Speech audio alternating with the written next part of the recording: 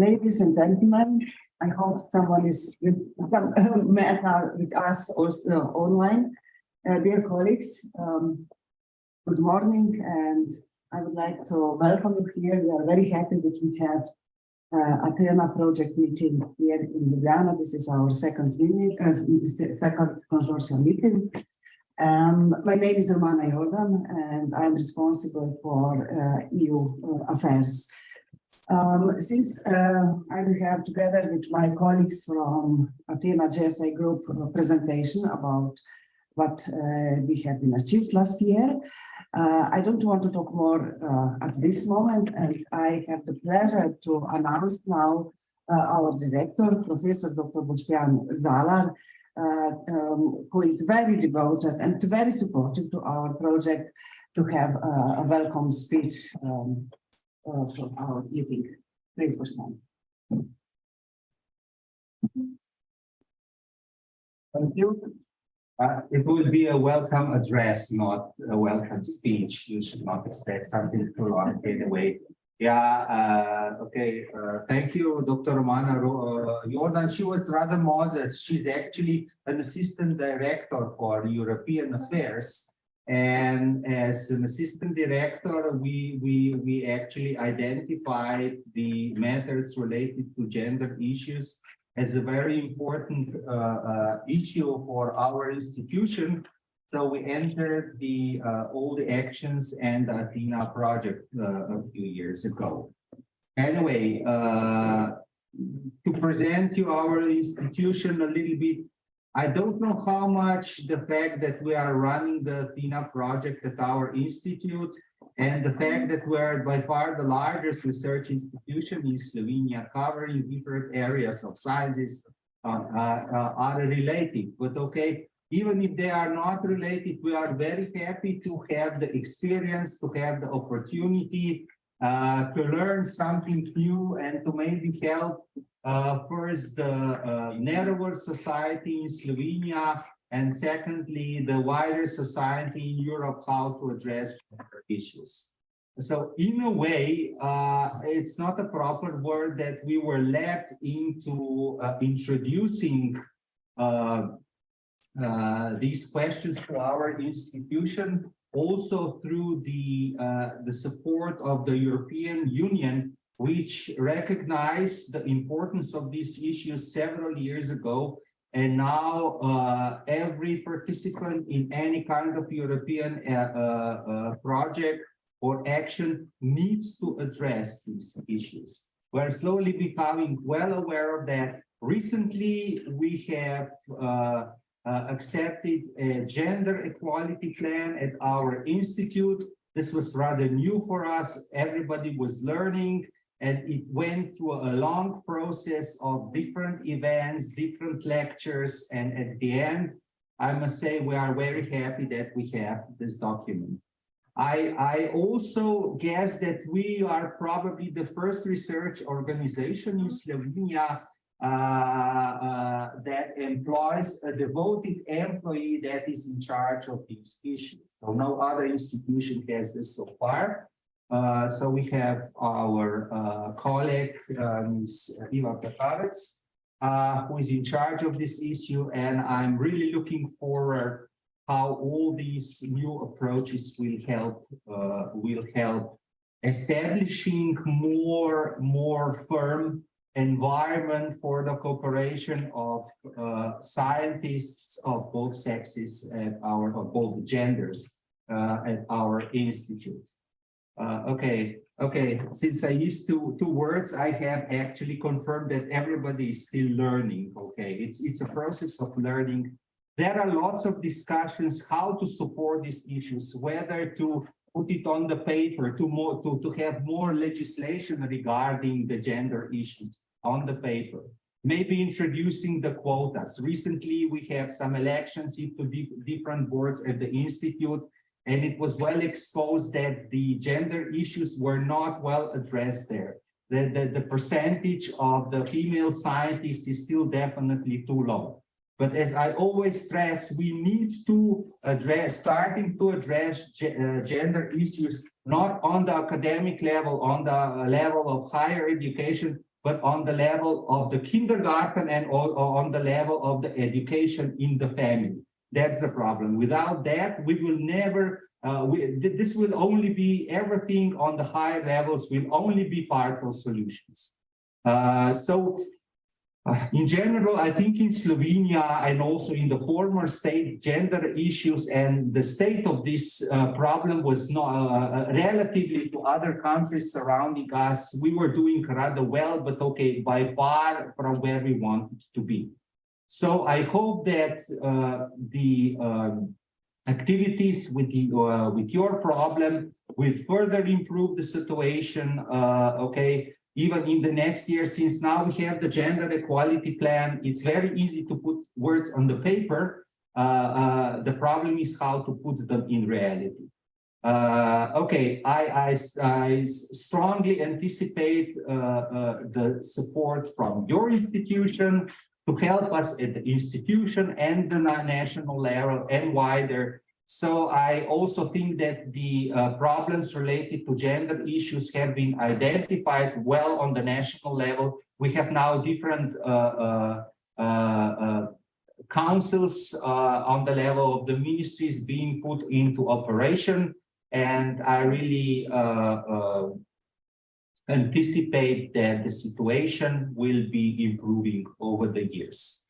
But as I have stated many times before, the problem and the situation will be where we wanted it to be at the very moment when we will stop discussing it. So if I will not need to be listening to complaints to my colleagues that there were different quotas not very well observed, when these complaints will cease to be, the situation will be resolved. And I think this is our final goal. The final goal be that the normal society, a civilized society, should not put such a legislation, should not be concerned with such a legislation, because it should be part of the culture, not on the statements, not the part of the statements in different papers. Okay. This is what I wanted to tell you. So I wish you all a very nice stay. I don't know how many foreigners we have among us. Maybe most of you are remotely. I wish you a nice stay remotely in Ljubljana. Okay. The weather is not too cooperative, but okay, this is a normal weather for Ljubljana. So fortunately, we got some snow and we have something to complain about. Okay, so I wish you all the best. I wish you this meeting will end up with some new ideas, and I can make a promise that the management of the institute will try to follow your newly developed approach how to address the gender issues. Thank you very much, and all the best. Good morning, everyone, to everyone who is here in person, but of course, everyone who is also joining us online.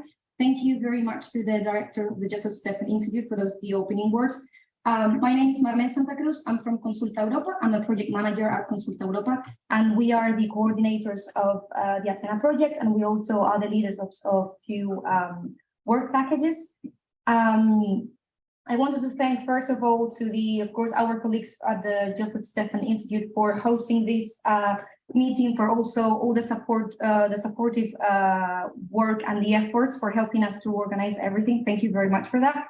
Thank you, everyone, for being here today. As you know, today we have the second mutual learning workshop, and the idea is that we all come together, we share our experience. We've already been sharing these experiences here and there, but the idea is today we can see what we are struggling with and what the challenges are, especially the challenges when implementing the gender equality plans that we're starting to do at the moment, but also the challenges, for example, when organizing events and trainings.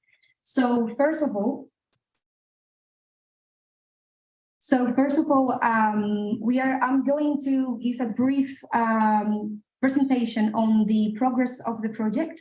Then we will have all the different partners sharing their experiences with implementing the gender equality plans.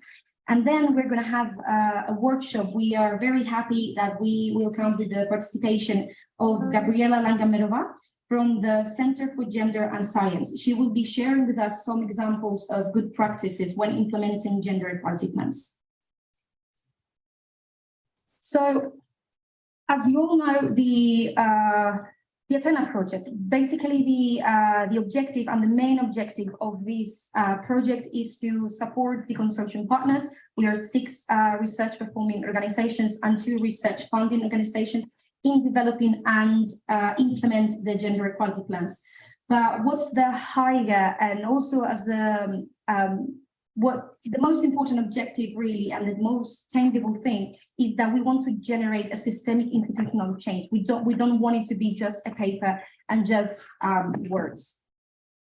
The framework for Athena, as you know, in the center of the focus of Athena are all the institutions, all of you. But then, of course, we want to involve everyone because we believe that we cannot have a change if we don't involve everyone. That's why we wanted to involve high and middle management, researchers, professors, administrative staff, and also students on a voluntary basis. Then, together with that, we are counting on the help of gender experts, of other sister projects, of networks, European networks. And within the institutions, we have created the GP committees, who are the ones who have been developing and implementing gender equality plans. So this is from the previous meeting. This is what was done for 2021 and until June 2022. So I'm not going to go on that, but on what has been done in the last half year. So in July 2022, we started working on the gender training programs. As you know, that you've been all very busy working on trainings for the past months. So we were working on how to develop these gender trainings, on developing the trainings. We finally developed and approved our gender equality plans. We started working on the workshops at local level with stakeholders because the idea of Athena is for the gender equality plans and the good practices, not only to stay in the institutions, but also beyond that and to reach stakeholders. And then between around October 2022 and December 2022, we organized the gender training programs for the internal staff at the different institutions. Overall, the main activities and big activities of the project, as you know, we have a constant management and coordination of the tasks, but also, of course, dissemination and communication.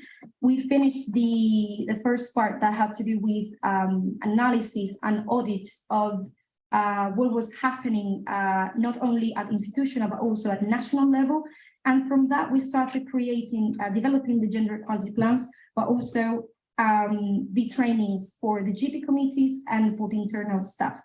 At the moment, as you know, we are still finishing with we finished with the gender training programs. We're still working on that. And now we started with implementation of the gender equality plans that will go together with the monitoring and the evaluation of these plans. This will happen for the next 2 years. And of course, at the same time, we're working on sustainability because we want these changes to stay, to go beyond, but also to share them with other stakeholders that might be interested in the resources that we have developed.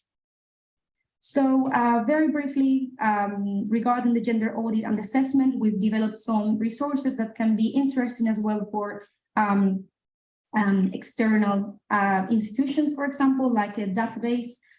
We have national reports, and we also have the reports for each partner. Regarding the training, which has been a core part of the project, we first of all organized trainings for the GP committees, who are the ones who developed and implemented the gender equality plans. Because of COVID, many of the trainings had to be organized online, but we also were lucky that we could organize some of them in person. And then once this was idea of the training the trainers. So the idea is once the GP committees had the trainings, then they trained the internal staff as their institutions. Again, here are some photos of these trainings that have been taking place for students, for professors, and administrative staff. And then we had, of course, the first mutual learning workshop last year, which was about the shared experiences on the process of developing the gender equality plans. And it was organized online. And then regarding the gender equality plans, again, we have resources that we believe that can be very useful for other institutions. We have best practices. We have the standards that we had to develop to be included in our own gender equality plans. And we organize the Athena toolkit. It has many resources from other actions, from all the sister projects and our own resources as well. And of course, the gender equality plans are the big main characters here. And then for monitoring and evaluation, we already developed the guidelines and the JEP Vision online tool, which will be our online platform to monitor and collect the data on the gender equality plans and the implementation of them. This is the JEP Vision tool, as I know that we've all been working on them recently, and we will be collecting the data in the next 2 years, and we will see what's, we will have some statistics as well about the numbers. And then, of course, a sustainability strategy to ensure that our GEPs are replicated and for the results. That's why we also have the database for stakeholders. This is a very important point for us as well. That's why every time we organize an event or a training, we are very careful with really engaging with these stakeholders. That will help us to also transmit our messages and the replication of our GEPs. And we organized the Access webinar last year in June. We also have the Athena e-platform, where we are collecting all the training that we have organized, but we also have a database of women researchers. I always motivate everyone to share this database, because we think it's a nice space for women researchers to also for us to give them space to share their experiences and their results. And then here we also have the Athena toolkit and forum. And as I mentioned already, we have the local workshops for engagement to stakeholders at local level. Here are some of them. And then the Athena website, that we have all the news, all the events that have been organized, the publications, the deliverables, etc. And then, of course, we are also working on different dissemination actions, because, again, our idea is for these GPs and our practices to be replicated. And then what's next? Of course, we will continue with the GPs implementations for the next 2 years, together, very closely together with the GPs monitoring and evaluation. We will continue organizing activities to ensure that the replication of the GPs.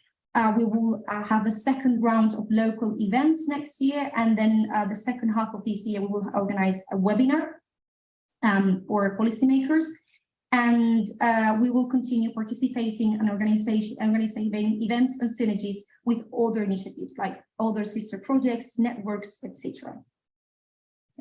So that was for me. Thank you very much. And sorry. And now we can start with the workshop itself. And the first one is the Jožef Stefan Institute. So I welcome you. Good morning again. This is the presentation of JSI, Jožef Stefan Institute team. It was prepared also with Professor Dr. Barbara Malic, who is chair or president of our GP committee, and Arno Mehle, sorry, we work each day together. I'm a little nervous, you know. She's very devoted to this project, so and actually she volunteered all the statistics about our training, which was performed in the second part of last year at our institute. So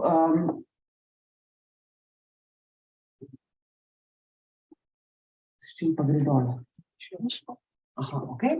So first, I will repeat short information about our institute, but it will be really a summary information about our institute because I presented the institute more in detail at our first meeting.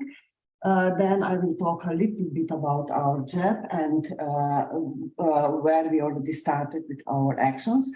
And here, if you would like to have detailed information, I will invite our colleague, Professor Tramsek, to explain a little more what we are doing, because she is the one who is working on our indicators. Our colleague, Professor Vida Vukošinović, has been ill, unfortunately. Then I will invite Professor Barbara Malic to talk about our trainings, and of course also is Alma Mehle to present the statistics, and actually focus will be on training as was requested by the coordinator.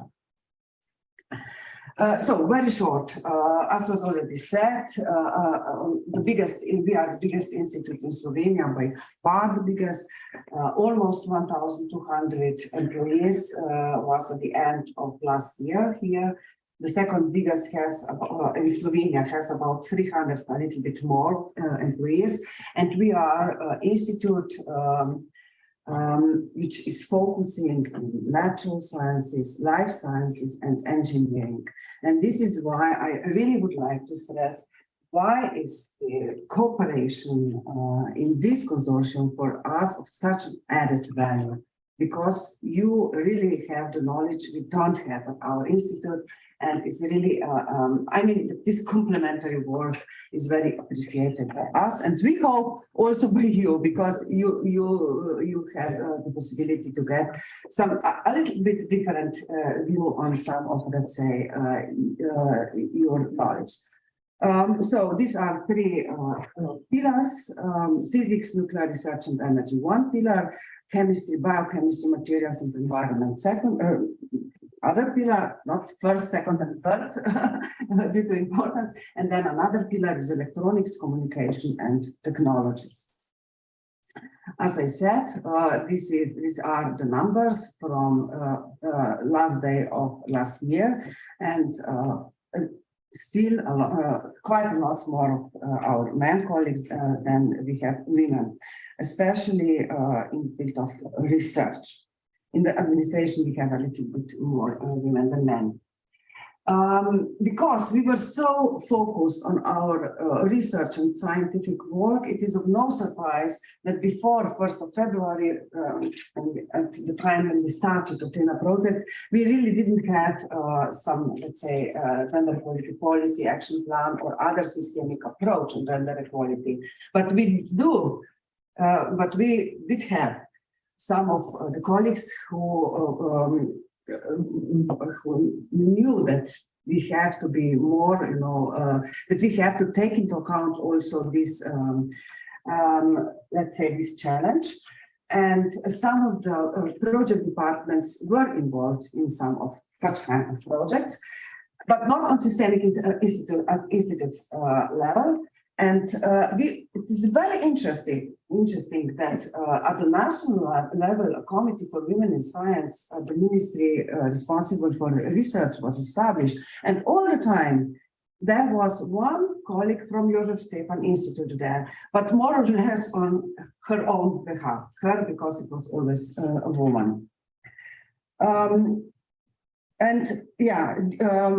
In the framework of the projects which were realized at some of our departments, we also had some events which promoted women in science, but as I said, not systematically. The story from 1st of February last year till now, you are aware of it, so I will not repeat. On 20th of October, our JEP was formally approved, and we were very, very happy. And once again, I would like to thank you to the Athena Consortium, especially to JSR Athena Consortium, because your work was really excellent.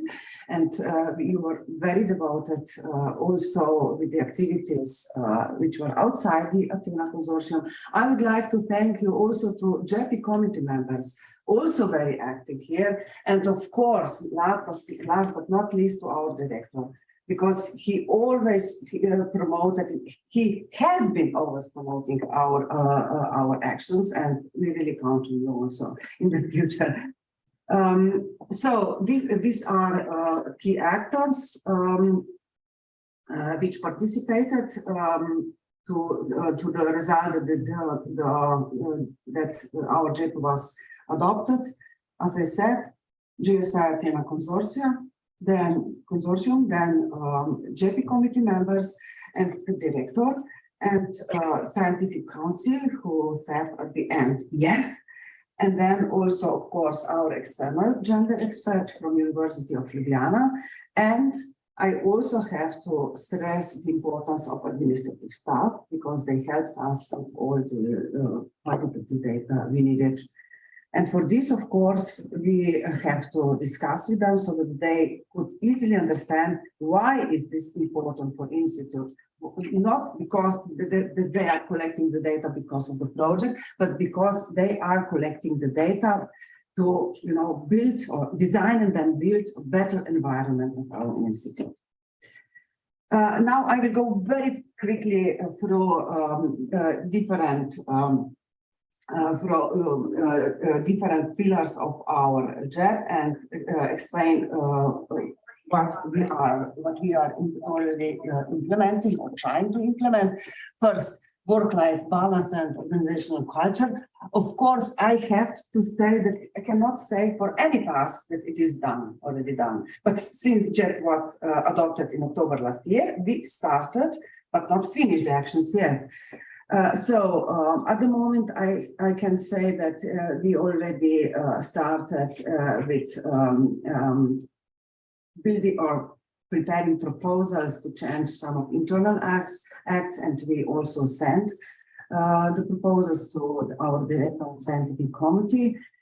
We are also working on annual gender equality assessment, so for year 2020. We also measure gender disaggregated HR data. With this, we have some I would say challenges, but we will report later if needed. And then, of course, we do promote gender equality of GSI very extensively, and we will continue with this. And we had a lot of seminars for employees in last year, but we plan also some other in years which follow. Then gender balance in leadership and decision making. This again, promotion and visibility of women in research. We are working on this. We also promote nomination of women for awards, but in an informal manner. And our director already mentioned that we do see here some big problems. We have to talk more about this. We have to be involved, let's say, really at the beginning of the processes to express our opinion. Only in this way we can expect better results. Then gender equality in recruitment and career progression. Here we didn't really start with implementation, but we already think about how to implement the tasks which have the year 2023.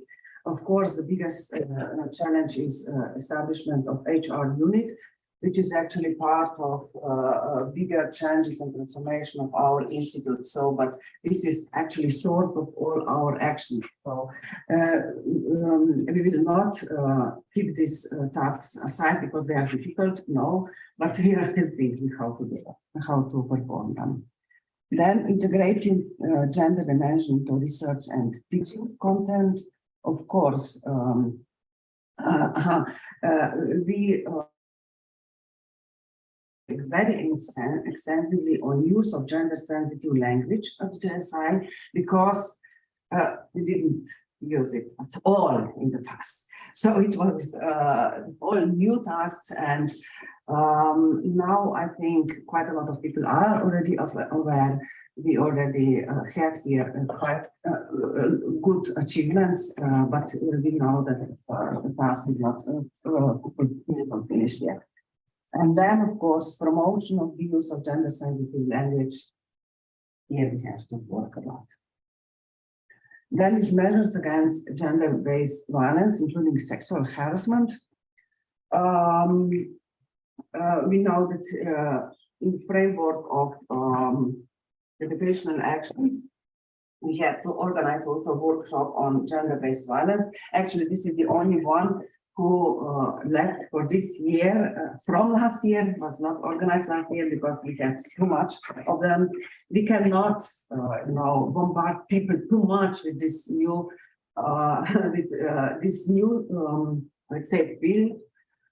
Because I mean, we have to be a little bit sensitive so that they don't have, this is too much and then they don't come. But we know that we have to organize workshop on gender-based violence. Our colleague Eva Perhavec is working on it, and it will be organized, I guess, in first half of this year for sure. And we will also, I'm sure, realize all the actions which are here marked that they should start in this year. So much about overview what we are working in this field.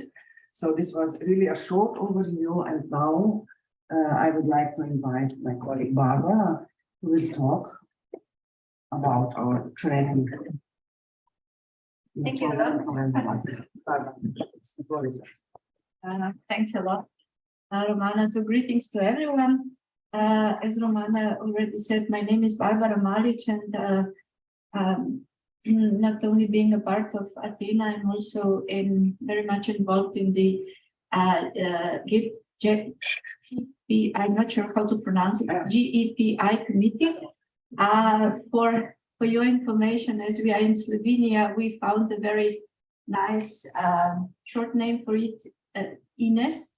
It's a female name, but it also is really a Slovenian translation of the gender equality plan. So luck was on our side here.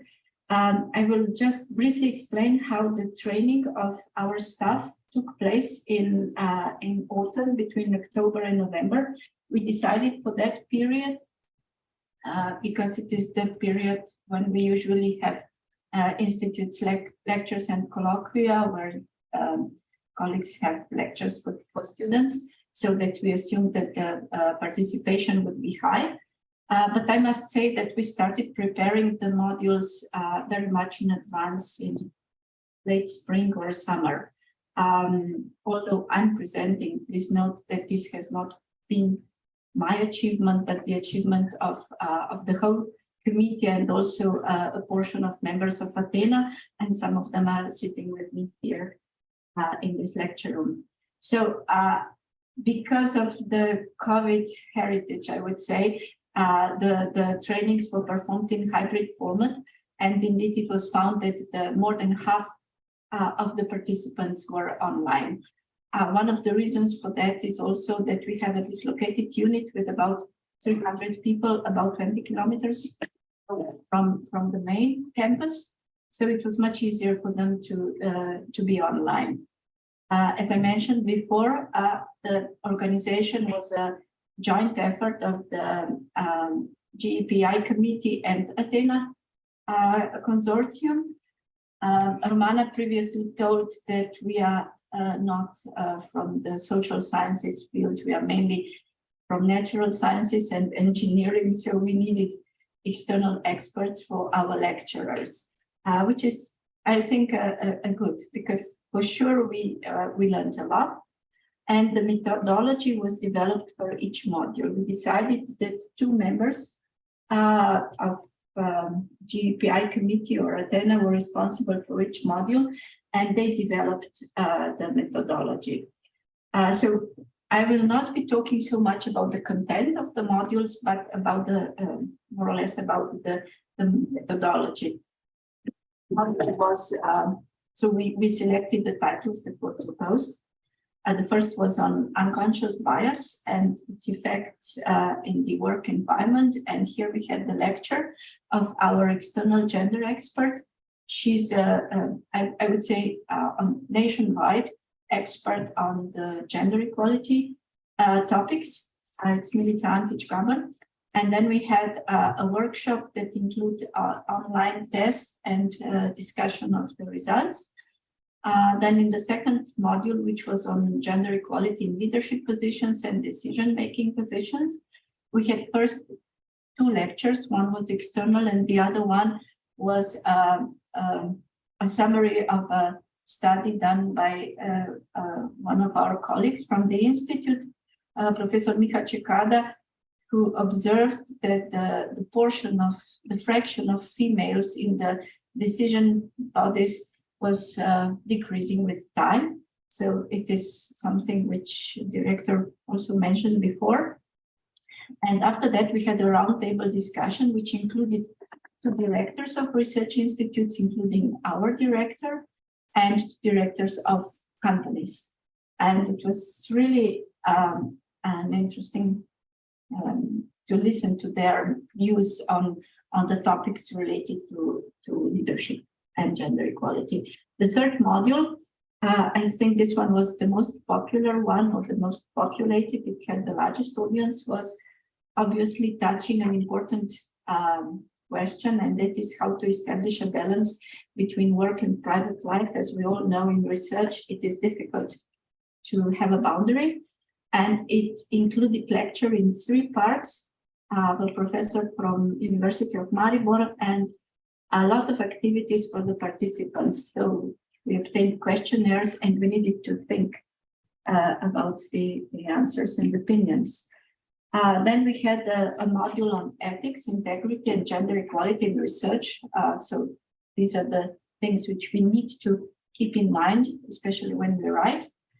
And it included lecture and guided discussion on this really important topic. It does not necessarily touch gender equality, but it is important for everyone of us. And the last module was about gender equality in career progression and recruitment. It contained a lecture from a scientist from Faculty of Sciences and Arts in Ljubljana, case study. And then we had a very useful presentation from a colleague from our management situation, well, in fact, director's office situation at JSI regarding recruitment and career advancement. And another important topic previously mentioned by Romana, establishment of the HR unit at JSI. As you probably all know, we still don't have it, but we plan to have it. I mean, it is our task. It should be, but we have a dedicated HR person, which is really a progress. And then I'm passing the words to Alma, who decided to make a statistic. Thank you, Barbara. Hello, everybody. My name is Alma McFly, and I am Dr. Romana Jordan's assistant. I've prepared a short statistics on our training.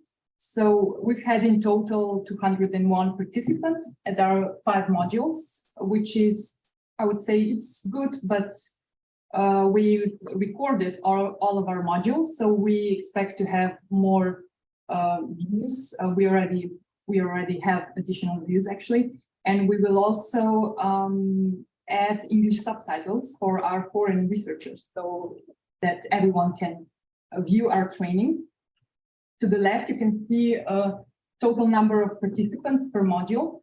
So as you can see, we've had more participants as the modules progressed, except for module 4, when we had only 51 participants. But I think that's probably because we've had 2 trainings in the same week, and it turned out that that is not a good idea. It's best to only have 1 training.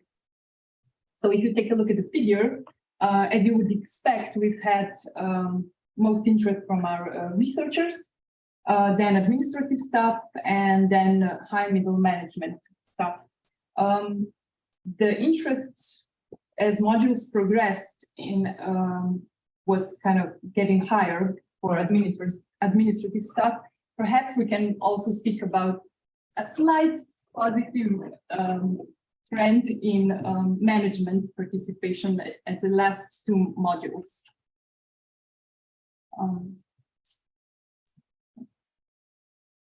If we take a look at the figure of number of modules attended, you can see that most participants attended one module, but in total 89 participants attended at least two modules, which is pretty good. And also I would like to add that 50 out of 62 participants who attended first module then attended at least one other module. So I guess we had a good start and we got the interest. So at least one participant from 25 out of 27 research departments, several centers and administrative departments attended our training, which is very good. So almost all research departments. We do wish we had perhaps more participants from each departments, because as you can see, we've only had 5 units where 10 or more participants actually attended our trainings. So we would like to improve that in the future. We've had 12 heads of research departments, 4 heads of administrative units, and 1 head of center attending. So 12 heads of research departments is almost half of all heads, which is also pretty good. But we would wish more of them to attend individual models. That could be improved. It's also very important to stress the director attended all our trainings, addressed participants, took part in discussions, and also roundtable on the gender equality in leadership positions. At last, here is the statistic on participation by gender. I should really say by sex, because we've only determined male and female based on their first names, and the 3% which are non-applicable because they joined via Zoom and didn't write their first names, so I couldn't put it in sex. As you can see, we've had about 1/3 of male participants and 2/3 of female participants. I think that is to be expected, but it's pretty good. We would like to increase the male participants, of course. This is a total analysis for all 5 modules, but it's approximately the same for each individual module, except for first one on unconscious bias, where we've had more interest from male participants, and there were 58% of female participants there. So that is what I have prepared, not to be too long. So I would like to invite now Barbara to conclude with our lessons learned in the training. Yeah, I think it's, thank you, Alma. I think it's good to make a, how should I say, a brief SWOT analysis. So in general, because Alma also took care of questionnaires after each training, we observed that the participants very positively received the trainings. So we think that hopefully that the choice of topics was correct. And we saw that they initiated discussions, because it was very difficult to finish after 2 hours. So this is already the weakness. Obviously, we haven't planned well enough to be able to stop comfortably after 2 hours. Typically, like that. Okay, sorry. Then the good point was, and probably we should keep it, is to have the trainings in hybrid format, because then we have a larger participation. And we are really happy that the director of our institute participated and very actively all of the modules. Unfortunately, he left us, but I think that was really a very good. I mean, it was like a model role. Obviously not well transposed to all research departments, but still half of the department heads took part of at least one training. So what we need to improve is to increase the number of unit heads that took parts of the modules. Perhaps we should focus, we should narrow the topic so that the workshops should be more focused. Romana has previously announced the workshop on mobbing and similar, I forgot the what. Yeah. So this will be done in future months. We should be more careful about timekeeping, and I think we opened a lot of questions, but we haven't. So that means that we identified the problems, but we were not able to provide solutions at the workshops. I'm not sure whether this is a weakness or not, but for sure we have work to do in future. This is why we have the action plan, right? This is what we need to do. So in summary, I think that we have more strengths than weaknesses. And I think the many meetings that the committee, especially the committee members had during the summer, I think they brought a good result. So I would say that in summary, the trainings were well received. So with this, I would like to finish, and thanks. Thank you very much. Good morning to everyone. My name is Anna Kaminska. We met during the last meeting and online. I would like to share with you our first lessons learned and first experience from the first year of gender equality implementation at our university. It was quite challenging here. So our gender equality plan was signed by our rector as an ordinance in the end of the March in 2022. The document was ready in the January, but it took time for procedures, and the document has a subtitle named Social Responsible University, because my organization see the gender equality as the part of social responsibility of my organization. So in the end of the March, the planning stopped and started the reality. So the starting point was the organizing the work and facing some kind of challenges with the implementation of our gender equality plan. Here you see some kind of structure of system, how we organize the work.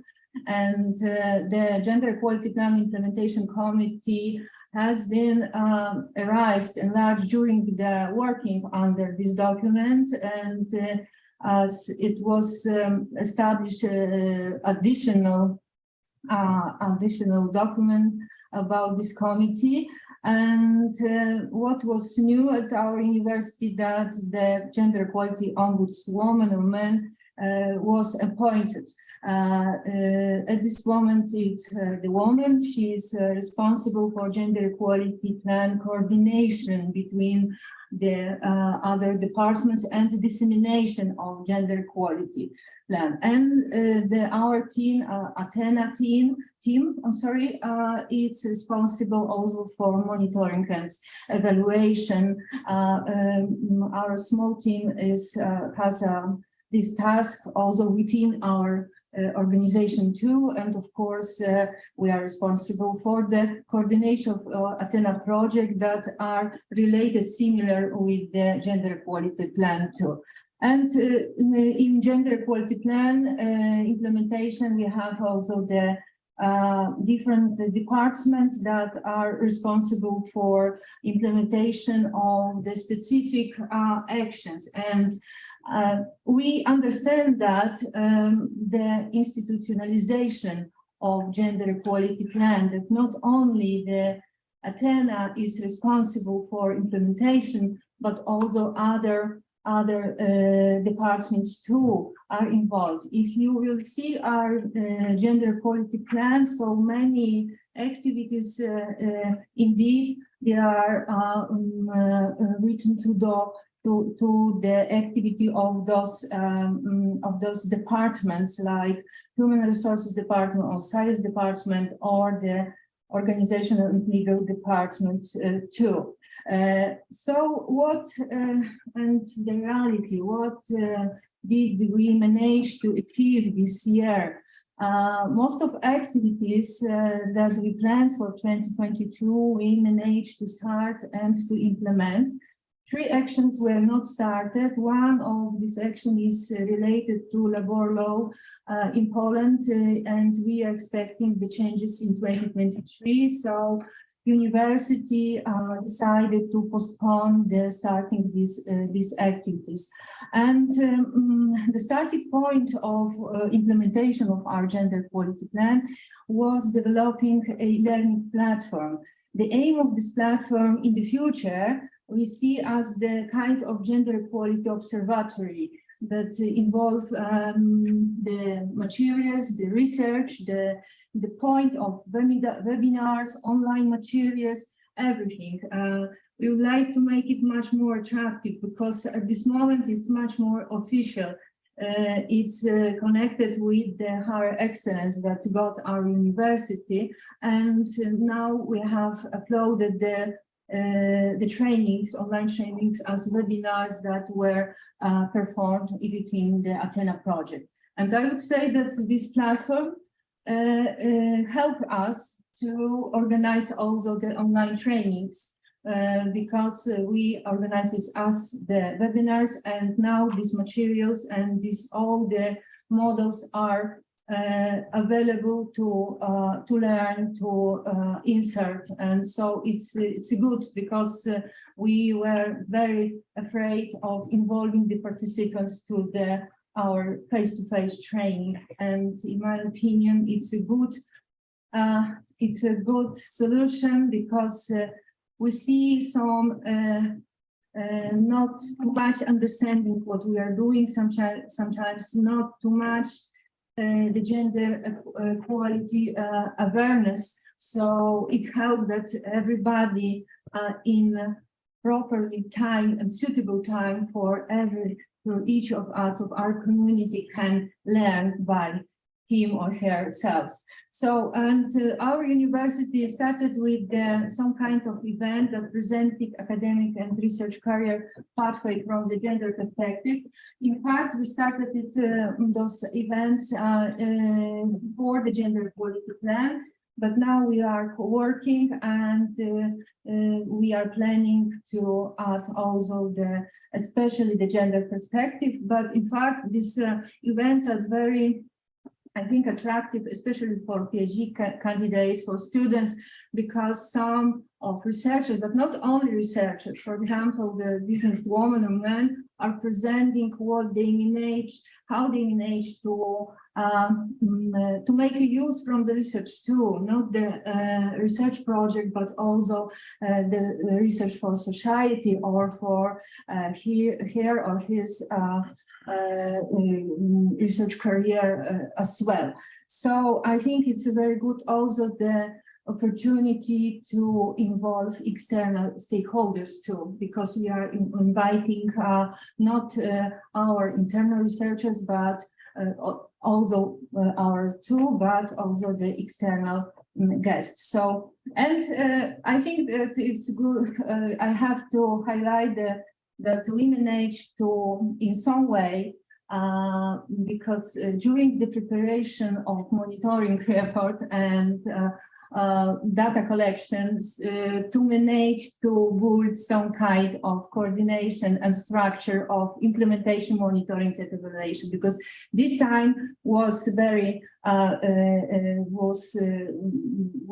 effective and productive for other departments. Even when we contacted with the departments, they realized that they have also the activity to implement. So it was good. It was the kind of learning time. I would like to underline here that we started in April, but it was the month of the beginning of the war in Ukraine, and Poland was on the first line for refugees. And for example, at our university, we have a lot of lecturers from Ukraine that have been working before the war, and we have a lot of students. So our organization had to deal with many challenges, not only the organization with the procedures and organizing the work with those people and students and academic staff, but also personally, we were very involved because in our homes were the Ukrainian people too. So in fact, our gender equality plan started in the second part of the 2020. So what was the main challenge, barrier? It's involving the people, involving participants, especially to the face-to-face trainings, workshops, or events sometimes. So as I mentioned, in our opinion, we have not sufficient dissemination of gender equality plan or action that we plan to implement. Not sufficient maybe involvement of the gender equality plan implementation committee, ombudsman, and between Athena team. So in my opinion, when we see the actions and responsibilities, we see the quite high institutionalization, but in the reality, we as the Athena team feel the responsibility for gender equality plan implementation. So the challenges related to the local events and trainings, as I mentioned, was to involve participants face to face. The result, probably the reason is about a lot of duties and very busy time for each of us. But also I see not much understanding about what we are doing, why it's important, and that we are, as the Athena team, we are supporting the organization, but not are expecting from the organization. I repeat every time that Athena project is a big support for organization, for our university. So as I mentioned, we tried to solve this challenge, and the e-learning platform that we started to develop was good solution. And as I mentioned, we had uploaded the webinars that make possibility to attend the trainings in appropriate time to each of the staff, and it was also good possibility to involve the students, PhD candidates too. And what we need for further implementation, what are the expectations for year 2023? For sure, we have to raise the gender equality awareness, knowledge about these issues. We need the support and integration between departments that are responsible for implementation of its task or activities, ombudswoman, GEP committee, Athena team, and for sure we have to disseminate much more gender equality actions and to develop. We are planning to develop e-learning platform that should be much more visible and actions. Probably after the publishing the monitoring reports, we will make some correction with actions, activities, and indicators, because this report showed us some to make some corrections of our activity. And of course, we see we would like to make much more for integration, communication, but also with the external stakeholders. So how we would like to disseminate gender equality plan within, but also externally, as I mentioned, it's the learning platform, social media, but also by meetings, events, like, as I mentioned, the events that is promoting researchers, the success of researchers is also a good opportunity also to promote, to disseminate the research outcomes, but also projects, but also the pathway of implementation of its research or the way of the research. As well, we started to cooperate with some sister projects. For example, I represent the Jan Kochanowski University, the association that is the output of one of the projects, I don't know, maybe Genera or GitHub. So this association, the members are the university research organization that have one a month the meetings.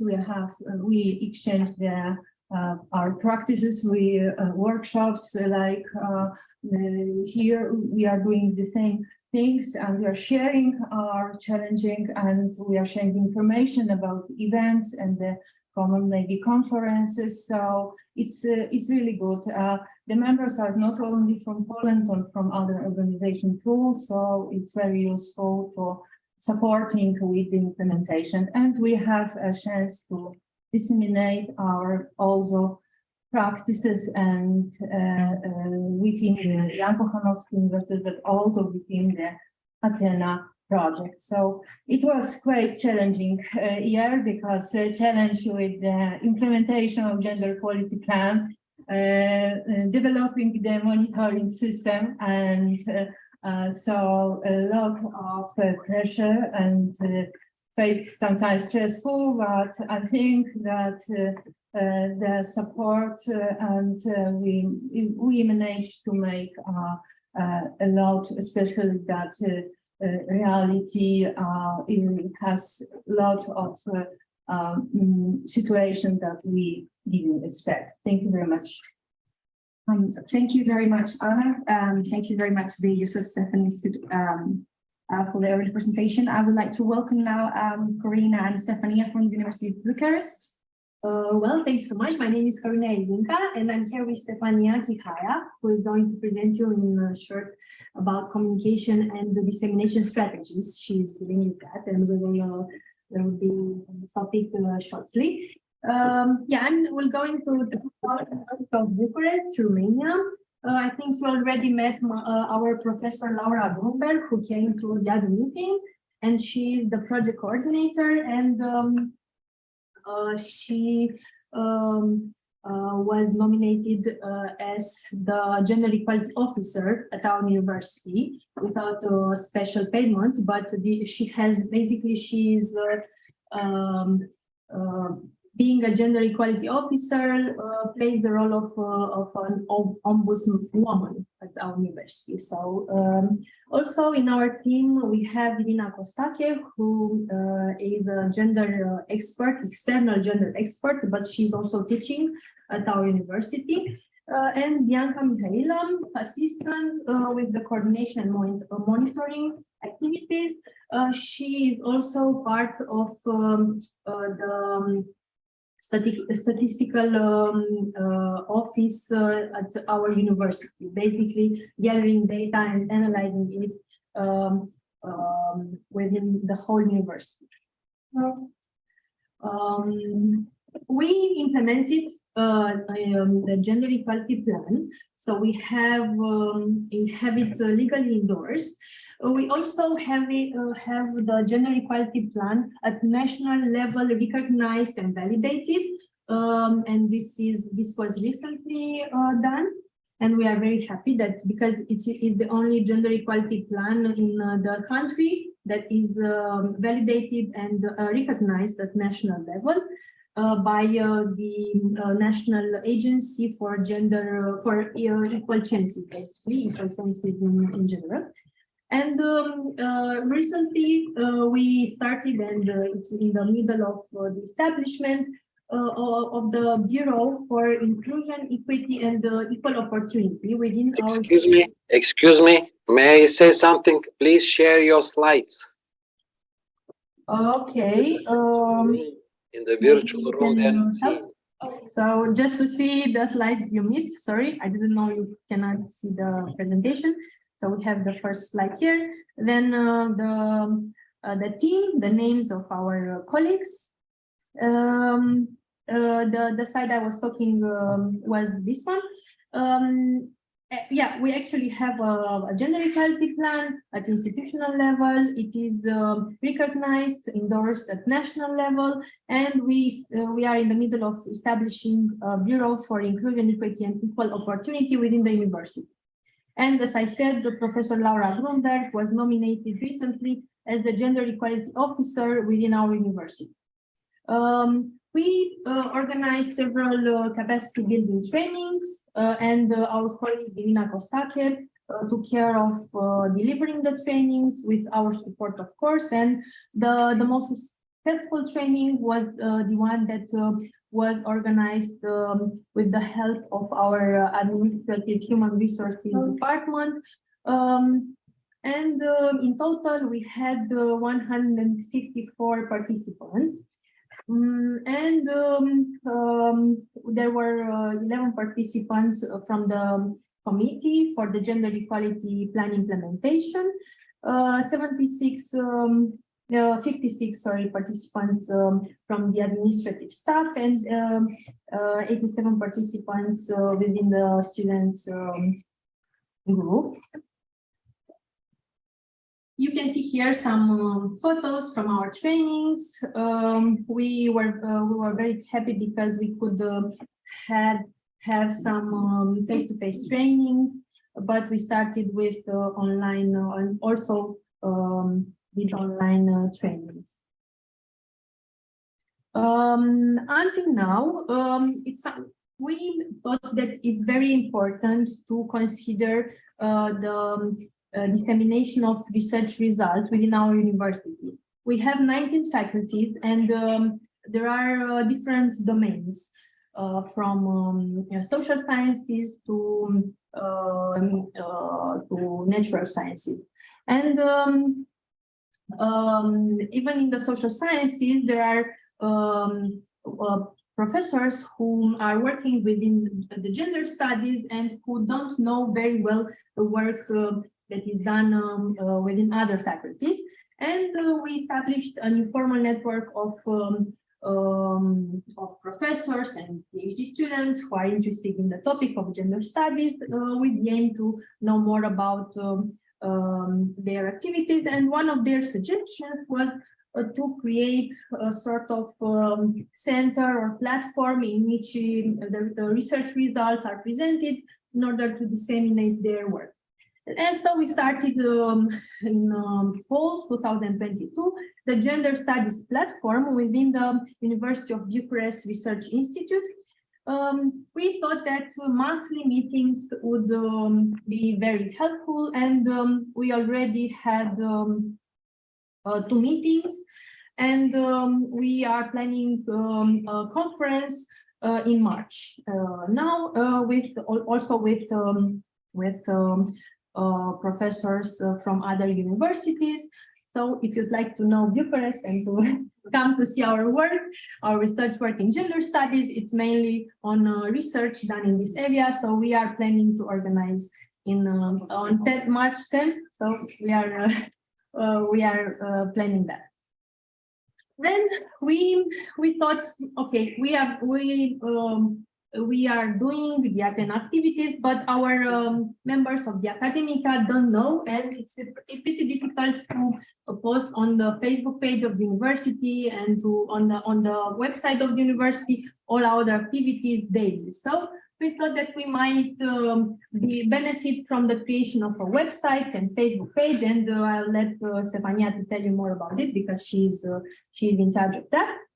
And also, we created a successful stakeholders meeting that was organized with the National Agency for Equal Opportunities, and the agency provided very well support, and it was a very successful meeting. We had 39 participants from different organizations, and also we presented the gender equality plan at 5 different conferences, and tried to disseminate our work.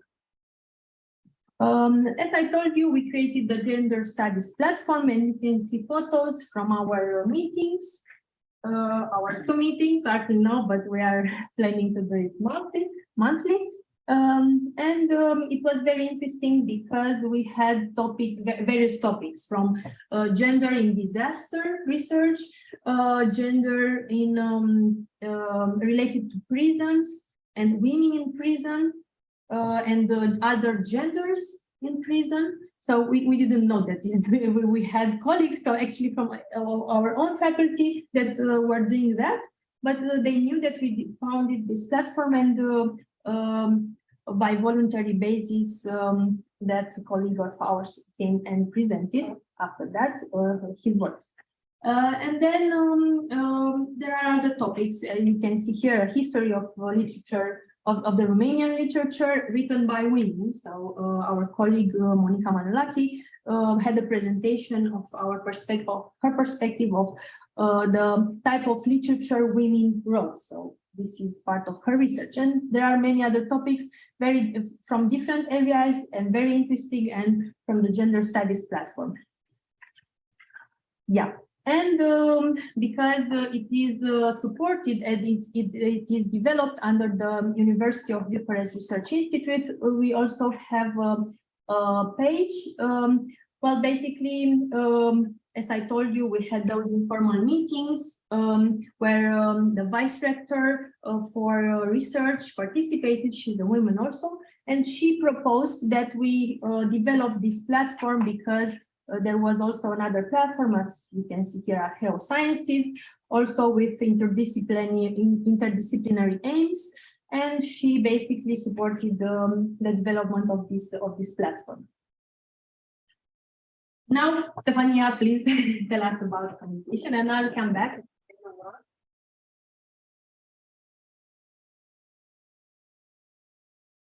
Hello, I'm Stefania. You can call me Stephanie. And I've been responsible for sharing everything that we do at the University of Bucharest pertaining to the gender equality plan, but also related to gender equality in Romania in general. So we created a website, and you can see from the link that it was created within the existing IC infrastructure of the university. So that being said, it can be said to be a website of the university, which confers to the image of the university as being dedicated to the implementation of gender equality. And we also created a Facebook page. We haven't gathered a lot of followers, 140, something around that, but we do have engagement with our posts, and I'm going to say a little bit more about the kind of things we post as well. So on both of these platforms, we've been disseminating all of our activities pertaining to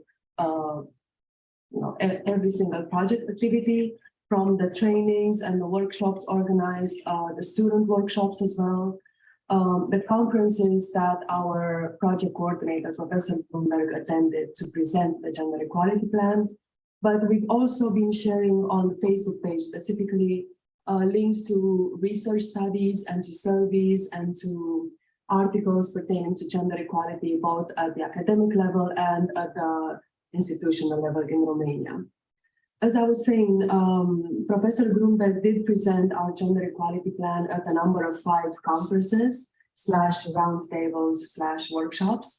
So with this occasion, she managed to familiarize people at other institutions about the activities we've been implementing and the resistances encountered. And this, I imagine, has had the benefit of familiarizing people with the steps they need to take if they wish their institutions to also have a gender equality plan in place. Also, towards the end of last year, we partnered with a university project called University of Bucharest, an inclusive and equitable community. And essentially, some of our team, Irina Kostake, the gender expert, and Professor Bloomberg, they designed 2 of the modules that are going to be attended by each student at the University of Bucharest, starting with autumn. So with this being said, we've also had quite a big contribution, especially if we consider that perhaps most of the new students at the university will actually go through these trainings on gender equality and on diversity and sexual harassment. These are the topics. Okay, this is what the landing page of the website looks like.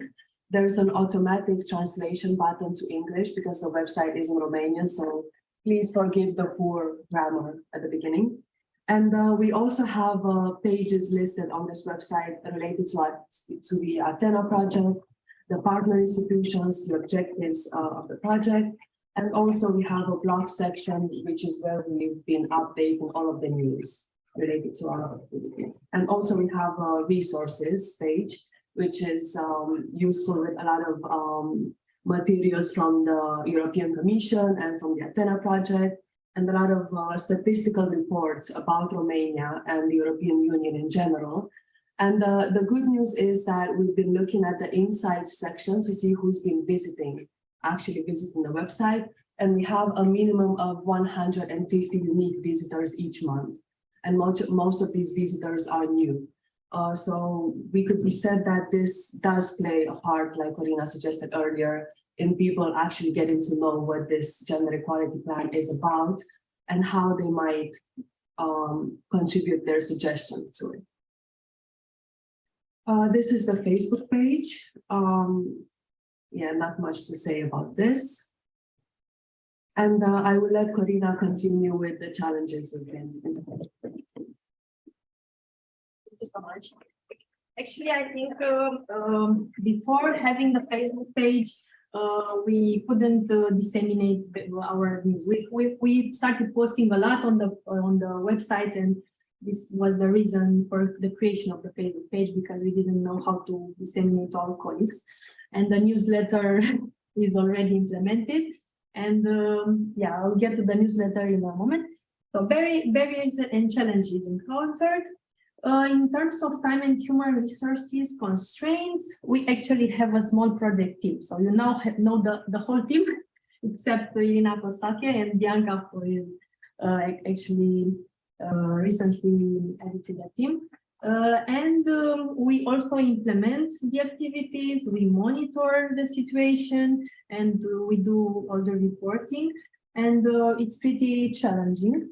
The Athena tasks are overlapping with JEP implementation activities, and yeah, I think, and we all think that sometimes we have a lot of things to do, and not knowing for sure how to do them. So maybe in terms of how to do it, we feel that they are, but because we haven't done that until that moment, we try to find strategies on how to do that. And we established the Gender Equality Committee, but we took into account your recommendations. That we had to do that actually. So we needed people from top management, we needed people from human resources, and students also, and professors from the academy. So, but they have very busy schedules. Actually, in our committee is the former rector, so he knows a lot about the university. But and all the others, they have a lot of things to do. They have busy schedules, and they find it difficult to do something more related to that. Even though most of them they have training, and some, maybe half of them are already doing research in gender studies. So they are connected to the topic, they are doing stuff, but to do more than that and to have, and I think this is what you also said, Anna, that it's happening in Poland also. I don't think they don't want to do that, but they have a lot of schedules. They are not paid for this. Maybe they already have their full schedule covered. When we ask them to provide feedback, they do return. Maybe actually some of them they return, or maybe when we can find them on the corridors, let's say, oh, great stuff, you are doing so much work and it's actually excellent what you are doing. Including the rector has this position, so we are congratulated for our work. But I think more efficient for higher involvement would be another type of composition of the committee, maybe with fewer members, and I don't know, I have some recommendations from the other side. in terms of financial resources, now because the Athena project has resources, the implementation of the gender equality plan is thought to be covered from the resources that Athena provides. So because Athena pays us, the institution also provides some indirect costs when Athena does not cover them. But currently there are minimal direct resources from our university in order to cover costs related to the implementation of the gender equality plan, but more are promised for the future. So when Athena project will stop, we were promised that we will receive some more resources, and yeah, this was mainly what I wanted to say on this slide. Then we all had probably difficulties related with COVID and post-COVID, especially with the trainings. Actually, I'm just curious if you can share how you could gather people to your trainings, especially you had many participants, because the only trainings that were easily organized were those when the administrative staff took care to organize, because it was a sort of custom to organize the trainings on different topics, and they added gender equality on the other topics, but they were organized only for the administrative staff. They didn't facilitate trainings for students or for professors, for the teaching staff. And as you may probably already know, we are an institution with teaching and research activities all together. So we don't have only researchers or only teachers. We have people who are both teaching and doing research. It's in our duty. Then we had limited and distorted knowledge of gender equality, because if you take a look at statistics in general, at students or at employees, we have also the university is big. We have more than 30,000 students and more than 6,000 employees on all types of contracts, and on all these categories there are more women than men. So and people see that because, let's say, oh, we have women over everywhere, so there are women. What are you talking about? We don't understand what you want more. So there are women everywhere. But if you take a look at management positions, you will see men. So more probably men. But the situation maybe changed a bit in the last. So we have now a team that is at the management of the university with the rector. The rector has a sociological background, and he's teaching at the sociology department, and he actually said from the beginning that he wants in his team more vice rectors women, and in comparison with the previous management team, when there was only one woman vice rector, he has 4, I think. So almost half of the team is composed of women. But still, if you take a look at statistics, as you go further in the academic grades, you will see fewer women. So and there are women who retire only with low academic positions, or only with lectures, without being professors or associate professors, which is something that is not it's not obvious, and there are more subtle things at our university, because in terms of numerical equality we are staying very well, and yeah, this is a pretty difficult to explain. And then we have passive resistance, because, or maybe this is the question, is this a passive resistance? No, we haven't received consistent feedback on the gender equality plan. We think that because we actually it was very nice because we could validate the gender equality plan very easily.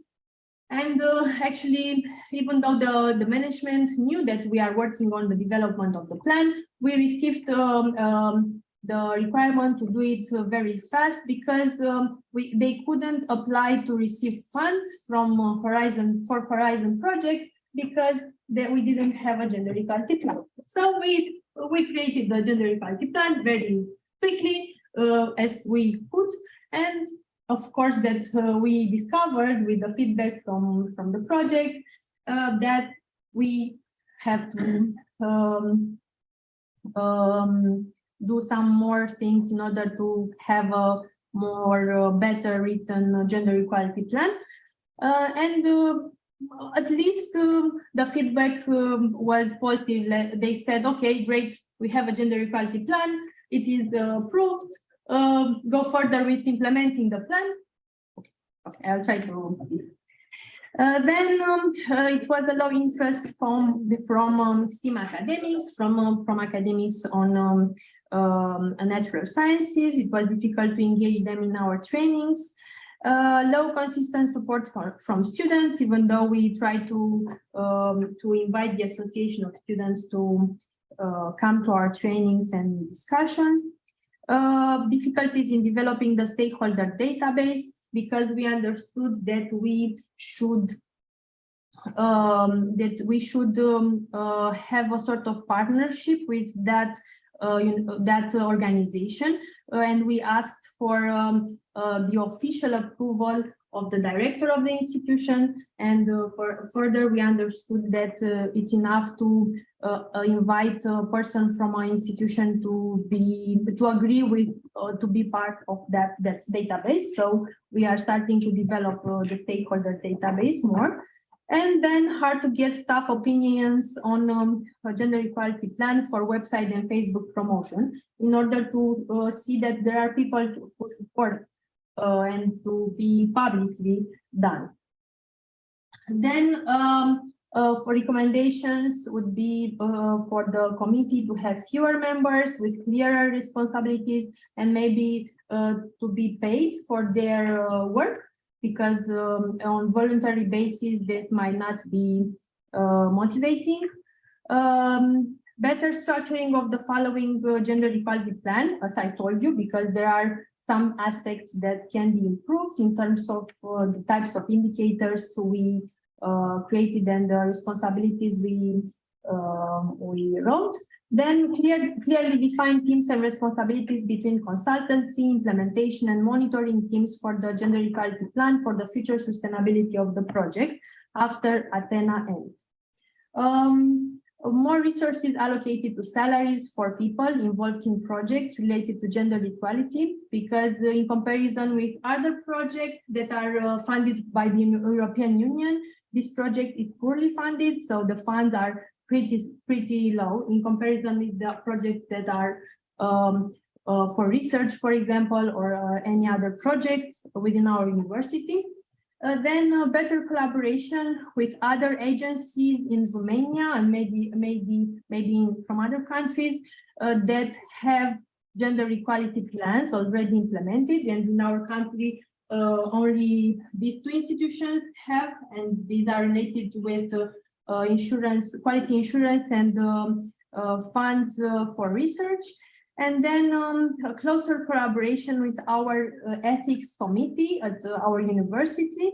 Then identify ways to improve students and STEAM academics, involve students in our activities, and offer clear benefits to stakeholders, because right now we ask some people to join and they don't understand the benefits, and maybe on this topic we can speak more, it would be very helpful.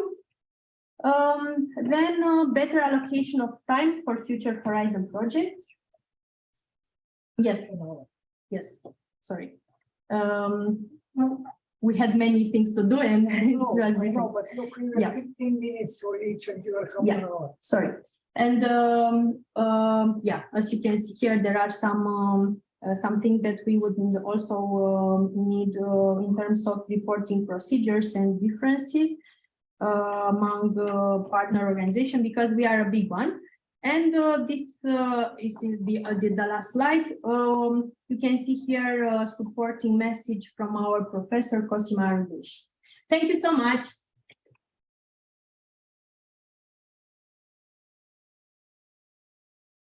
Thank you very much. So now we're going to have a 10 minutes coffee break.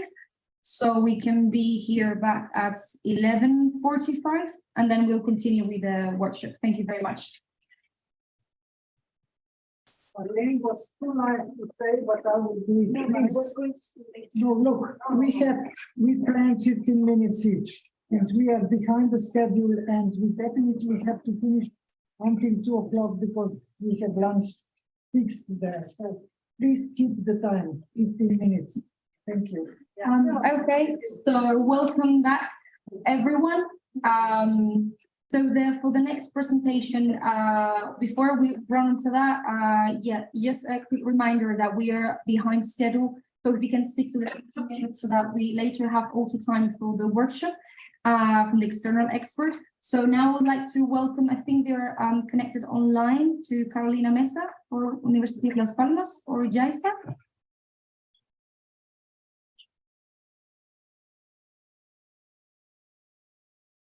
I don't know if they want. Jaisa is asking. So Jaisa, now is your presentation. I don't know if you want to share your screen. Okay, good morning. Si tú me dices cuando quieres, yo le doy al siguiente. De acuerdo. The second equality plan of University Las Palmas of Gran Canaria is the result of a negotiation and discussion process carried out within the negotiation commission. This commission was made up of members of the government team and representatives of teaching and administrative staff. As a result of these negotiations, the second equality plan was drawn up and approved and was ratified by the Governing Council on July 27, the last year.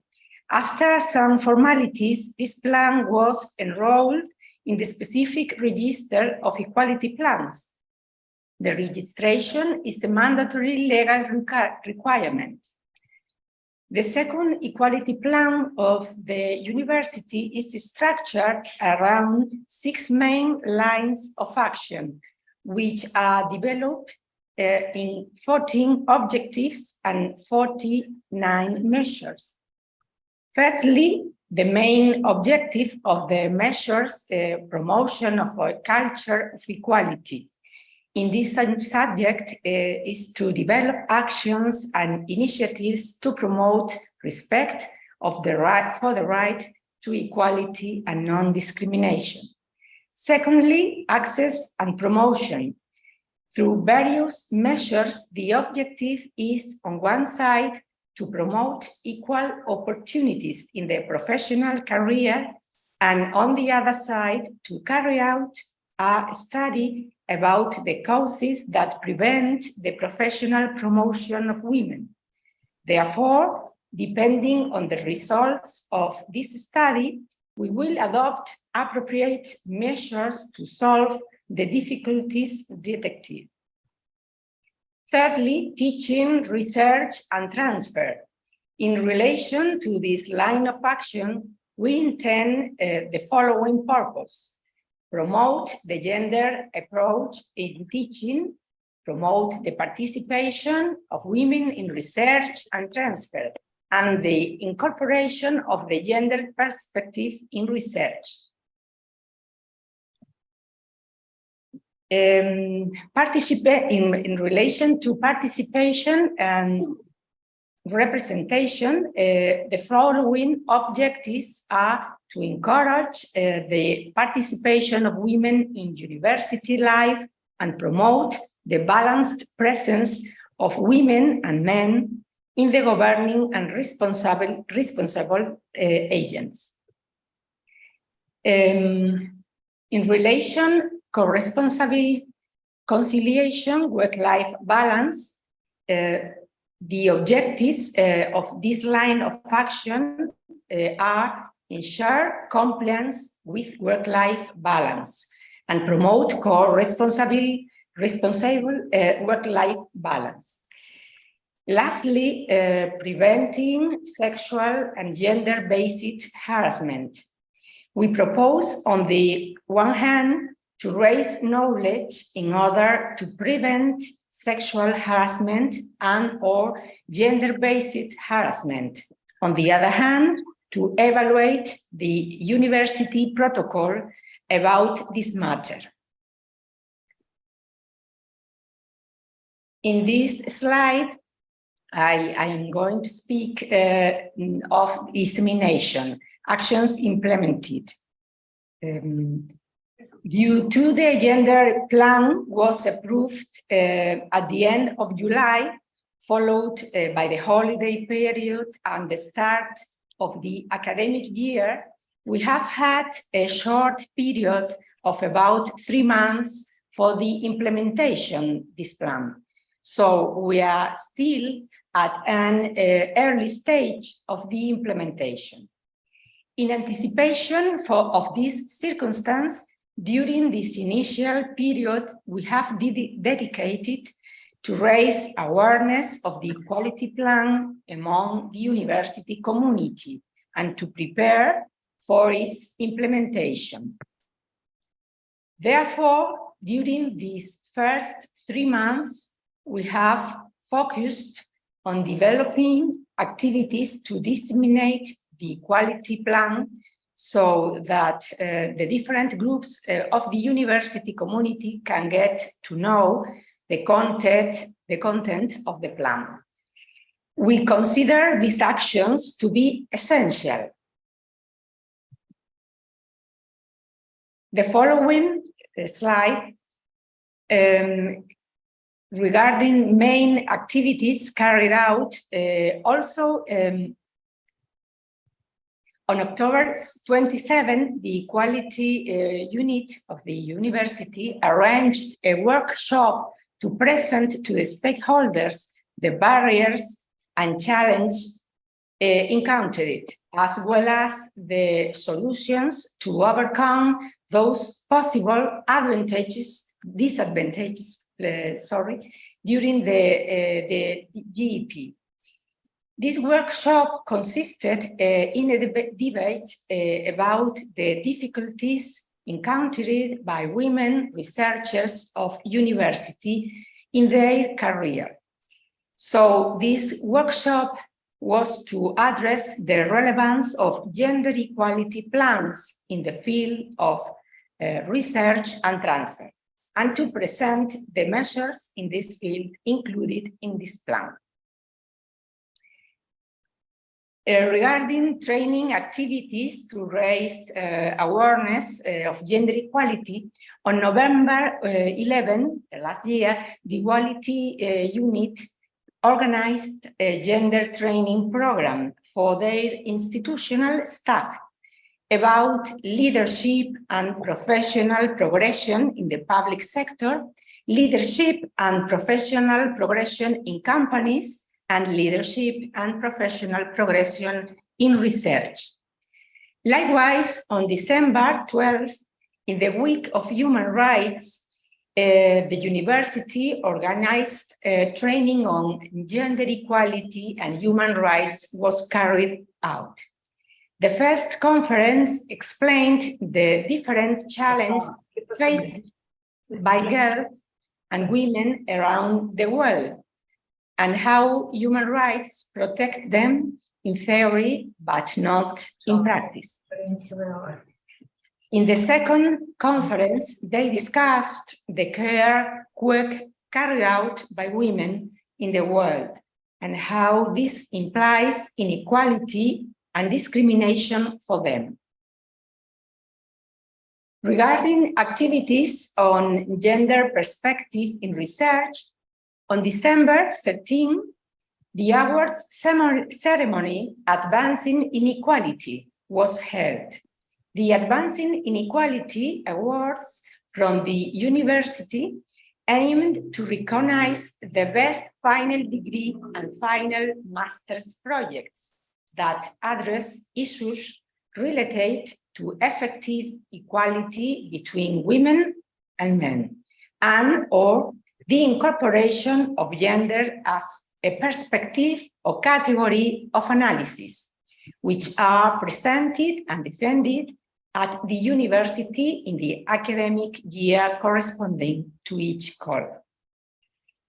Regarding activities to raise awareness on gender-based violence against women, on November 3, the Equality Unit did a gender-based violence training program for the students and some professors of the university. The lecture was carried out by a police officer of the police department of the city. Besides, on November 25, during the International Day for the Elimination of Violence Against Women, the Equality Unit read the Gender Violence Manifesto in a space of the library dedicated to gender equality. Besides, from 28 November until 29 December, the unit Equality organized a course about the impact of gender-based violence on minors was held.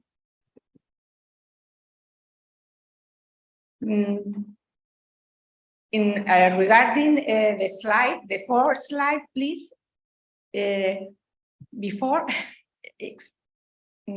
final assessment, no, following, no. Well, our role as coordinators of implementation is based on making this possible, supporting and assisting for this purpose.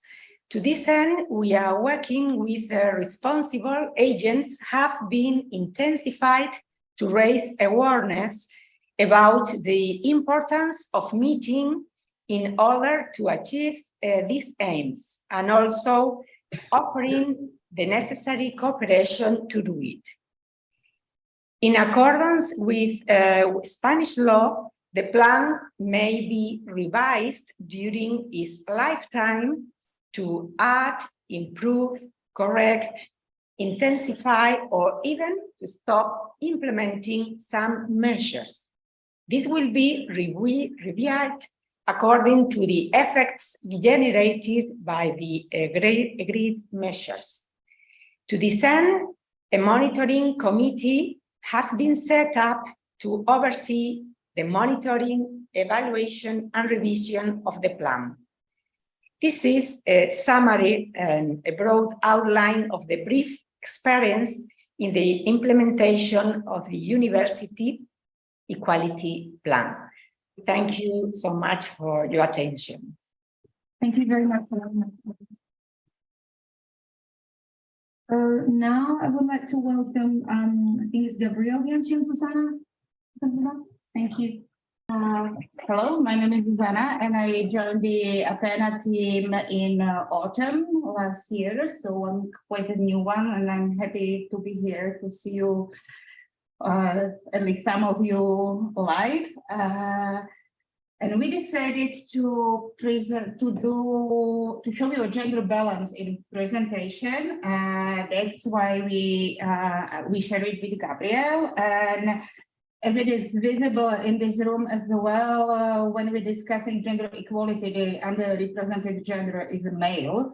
So that's why I will be brief to leave no space for the underrepresented. And also I will talk about successes and leave challenges to Gabriel.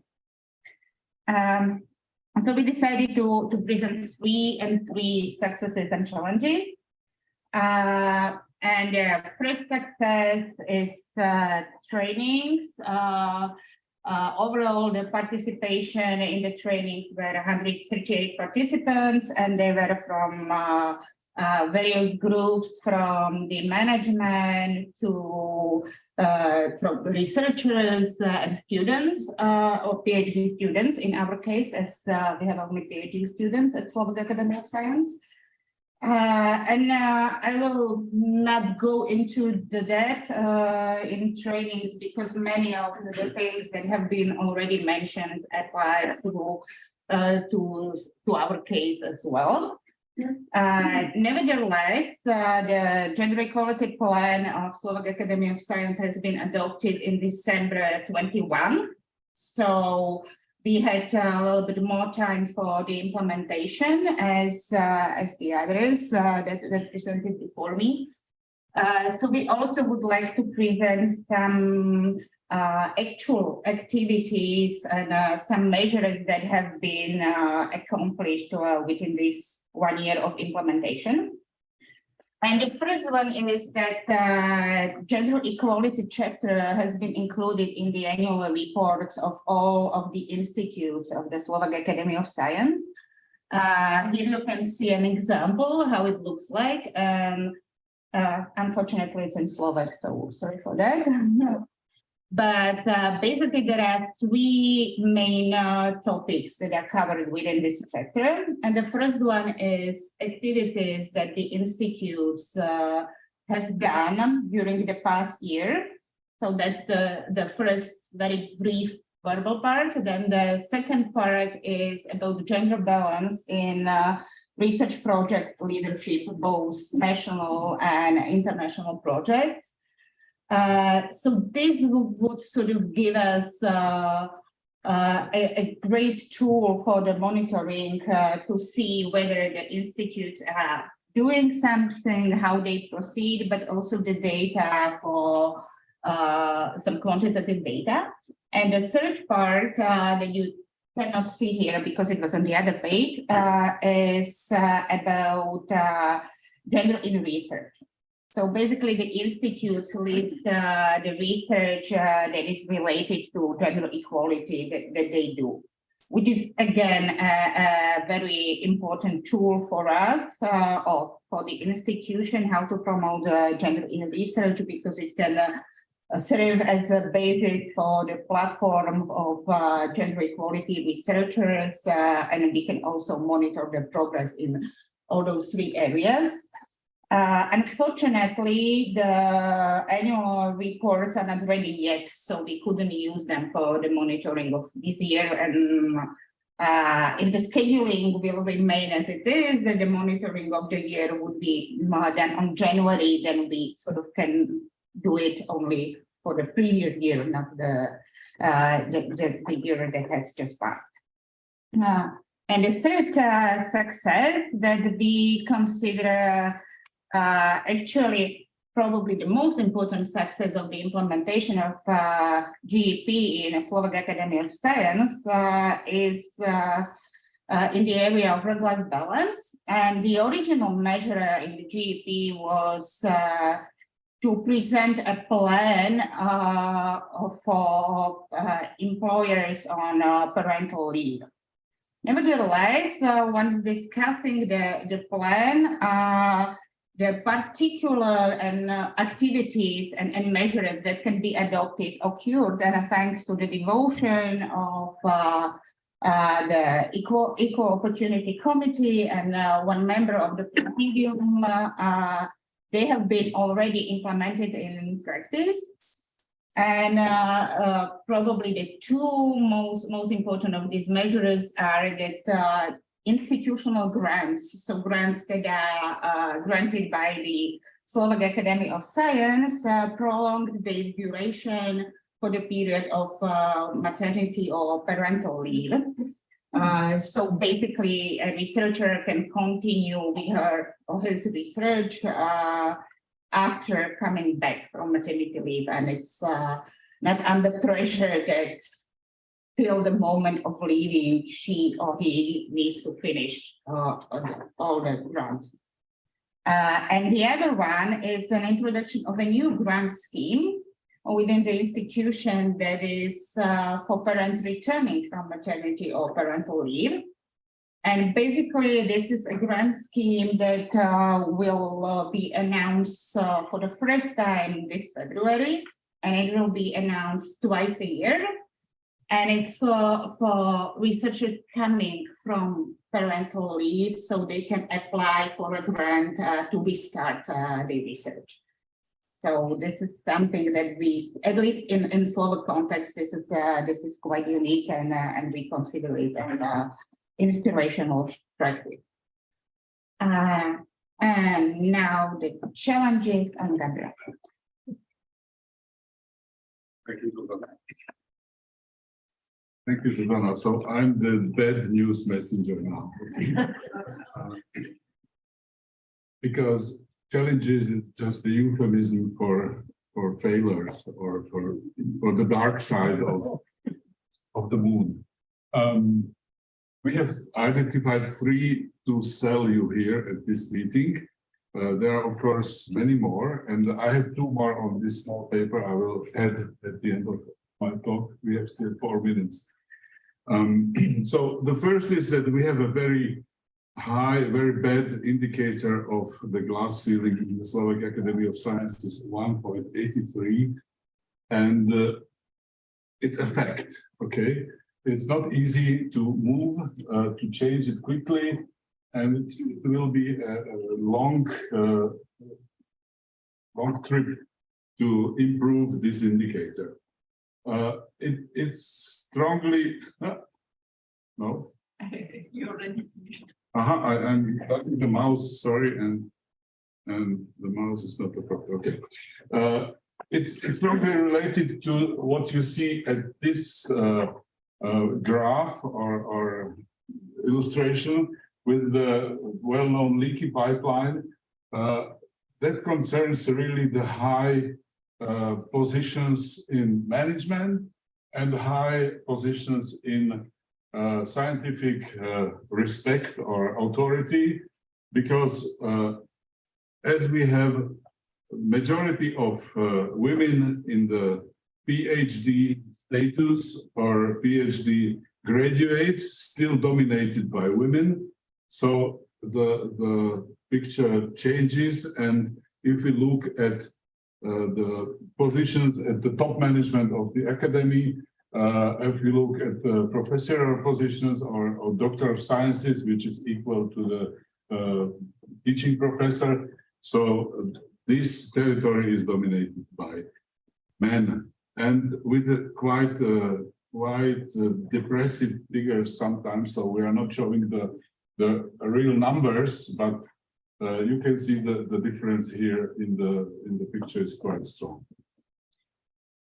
And that is the last one, which shows that we have also we had to cope with lack of pay transparency, and this will continue. There was a strong opposition in the institutes to disclose data on pay gaps. It's easy to get information on salaries, which are the standard salaries given by normatives. Yeah? But you know well that also there is additional financial reward from grants for successful researchers and project leaders, which the institutes, majority of the institutes refused to display. In spite of the fact that it was anonymous question, okay.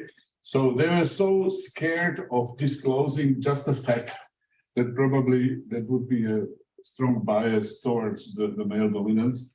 So we still have to cope with this issue. However, there is also some positive indicators here, but I would have to go into details. Still, pay gap transparency is a big challenge for the future of implementing the gender equality plan. So these are the 3 issues which we consider as the main barriers which have to be addressed. systematically and from various sides, like in laser technology, you just do not pinpoint from one direction, but you go from several directions, and then you, in the focus, then you have the strong effect. And the two additional issues I would like to say, expanding my time for 1 minute already, sorry for that, is that concerning possible improvements or looking for some reserves to be more effective in gender equality plan implementation, we need to look also at differences in institutional structures. For example, we have about 35 universities in Slovakia, which is too many, but also, of course, it's like 3 times as many as we need. But we had several universities in parallel with Athena implementing within other consortia gender equality plans also in Slovakia, in other universities. And their experiences can be in some aspects more positive because they are more centralized. The university is always one legal body because it's a public institution, and the rector or the director of the university is the only legal representative of the institution. So they're used to have discourses that are very centralized and sort of authoritarian sometimes. The Slovak Academy of Sciences is an extremely liberal institution because each of the institutes, even down to my institute, where we are about 15 people employed in the institute in total, is a legal entity, okay? And there is a strong competition among these sometimes very huge institutes. And we did not succeed, and that's the point where I'm going to address. We did not succeed yet to make gender equality a topic for competition between the institutes. So it's my psychological brain thinking with these sentences that if we would be able to transform the perception of gender equality into a competitive dimension between the institutes, that would help very much the agenda to be more effectively. And the second issue I would like to pinpoint is our experience, our positive experience with something which was invented, let's say, by Jerry Sterling, the US nutritional expert in the 1990s. And that's the concept of positive deviance, looking for positive deviance experience wherever, in nutrition or in the weather forecast or in gender equality. And we have identified one very important positive deviance in the Slovak Academy of Sciences, which we are now trying to support and to make more positive effect from these sources. One of them, the one is an institutional positive deviance. That's one of the about 50 institutes we have, which spontaneously started to implement regulations to support mothers, young mothers, to support young researchers, female researchers, to simply to boost the gender equality movement, let's say, in the institute. That's the Institute of Electrical Engineering. Yeah? Nothing special about this. It's an excellent institute, scientifically also, but simply they made a reflection, a political reflection of the current times, and they decided, the management decided, the scientific and the organizational management decided to be active, okay, so spontaneously. And we can use their experiences to help to make environmentally, ecologically valid learning for the other institutions. So it's very spontaneous and natural. And second, I would like to highlight one individual person, which is also here on this online conference present. That's Professor Luba Lacinova. She's a member of the Presidium of the Slovak Academy of Sciences, which is really the spiritus movens. She is very proactive and very sensitive. She is the person responsible for education in the Slovak Academy of Sciences and for PhD programs, etc. Yeah, in that area. But still, it does not formally include her involvement in gender equality, and she really does it. And she's great because she's inspiring her colleagues in the Presidium to get on the same track. So identifying good examples, positive deviance in institutional level and in individual level is, in my opinion, quite important, because these bodies are rare and very valid to inspire others. Thank you very much. Thank you very much, Gabriel and Susanna. Next, we will have Daniel Pavlov from Iraq. I don't know, Daniel, if you will be sharing your screen. Yes, I will share the screen, but would you close the previous presentation? Yes. Yes. Thank you. So now. So could you confirm that you can see this presentation? Yes, we can. Okay, thank you. Thank you very much, ladies and gentlemen. It's a great pleasure to present what we have done at Rus University. And our report has been prepared from 4 people, so it integrates our work. At the same time, I know the time now is very limited, so I will go directly to those issues which we find very important to share with you, because this is the idea of our mutual learning workshop. The structure of my report is, done according to the initial instructions which we have received.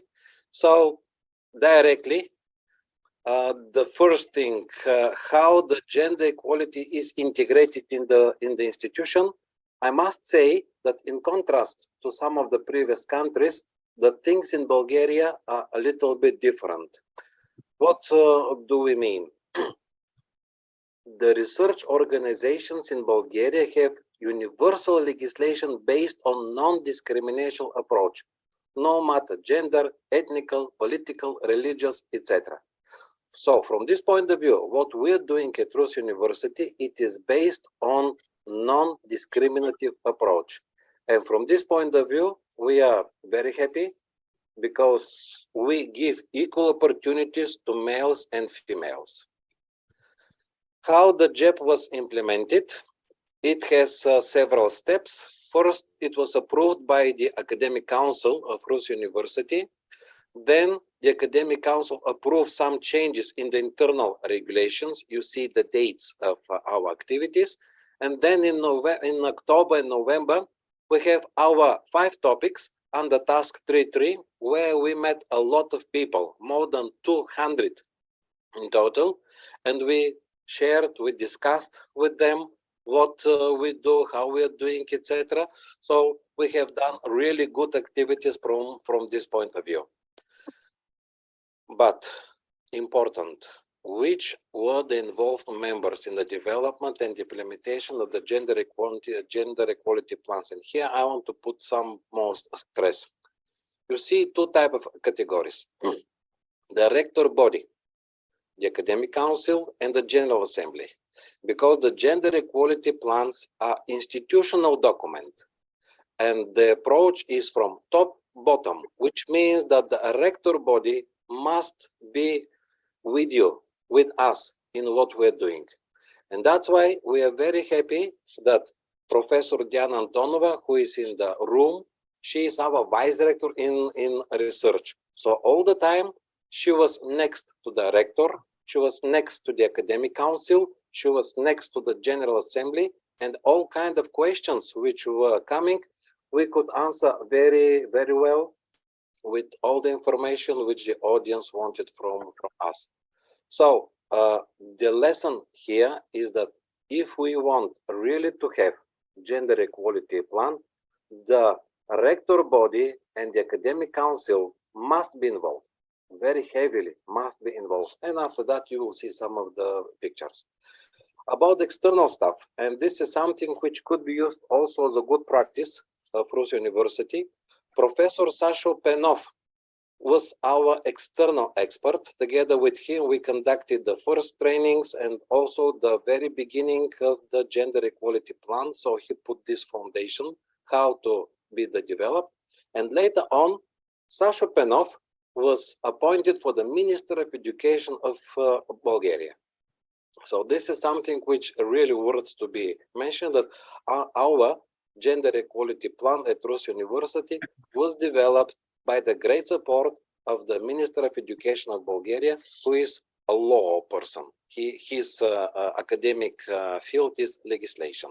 So you see, from pure legislation point of view, even, we have faced all the regulation, everything which is necessary, the rector body, the academic council, the General Assembly, the Ministry of Education.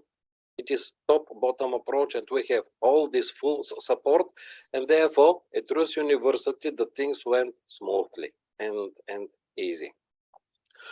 Main measures adopted that have faced obstacles and main barriers, challenges. We have united these questions. So you see, from one hand, the Bulgarian legislation and the mentality of the academic community of Rus University are very tolerant toward the equal opportunities between women and men in the science and other aspects of our society. And our internal monitoring has shown that 48% of our academics are females, but they occupy 56% of the management positions in the university. So from this point of view, we can say that Rus University, in case of management, leadership of the faculties, of the departments, of the academic council, etc., is dominated by the females, although their number is with 2% less than males. And on the basis of these gender equality plan approvals, changes, we try to keep in the time these opportunities, because different times could come, different things could happen, but thanks to our partners in Athena and thanks to the gender equality plan, we consider that we make sustainable regulations in our university so that this opportunity for males and females to work together, to apply for any kind of career development, these opportunities to stay as long as possible. Another lesson which we learned from our activity was that some of the female academics felt disappointed from the existence of gender equality plan. We have previously discussed this in 2020. So their argument was, I am a good scientist not because of my gender, but because of my brain.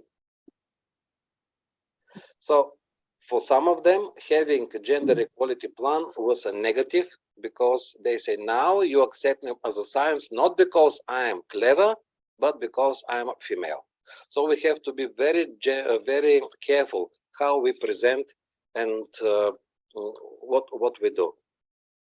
So the initiative for what we have learned and here what we can propose to the other partners, the initiative for the gender equality plan must be from the rector body. We repeat, it is top-bottom approach, not the opposite. Make clear the advantages to have the gender equality plan at the research organizations, and this is what we have done during the 5 trainings under task 3.3. We have explained these are the advantages. Because of this, we have these opportunities now, etc., etc. So it is something good. And during the seminars, to have different audience to disseminate the gender equality plan, and this is what exactly happened during our 5 trainings. And the monitoring and the evaluation to be done mostly by the vice director in research. How the GEP will be disseminated? You see here that under task 3.3, in fact, we have approached more than 60% of the academic staff of our university, and almost 100% from all academics with managerial positions. Also, we put our gender equality plan on a link which is accessible from all over the world, so we are on the safe side. Main barriers in general and lessons learned. In general, people are too busy and they don't have time for extra duties. So who will be responsible for this? Who will be responsible for that? Who will do this? Who will do that in the time? We must be very careful because people are really busy. Many academics accept the existing high level of gender equality mentality at Rus University as eternal. And they said, wow, this is our university. This is Rus University. This is how we know our university for many years. Yes, but who knows? Maybe after 20, after 50 years, there will be new trends, etc. So let's make our mentality sustainable in the time. And this is the great contribution of the gender equality plan under Athena. Present the advantages of gender equality plan according to the specifics of the institution, and combine the dissemination events with other events to reach more people. And just 3 pictures. This is our seminar with external stakeholders, and here on the left side is the Minister of Education at that time, academic Denkov. Here is our rector, and what you can see here, these are principals of schools, mostly females. Only one male, and he was deputy principal, but the principal of his school was a female too. So you see that there is a really good opportunity, equal opportunity between male and females if they want to have their career, especially in Bulgaria, particularly in Rus University, because of our legislation.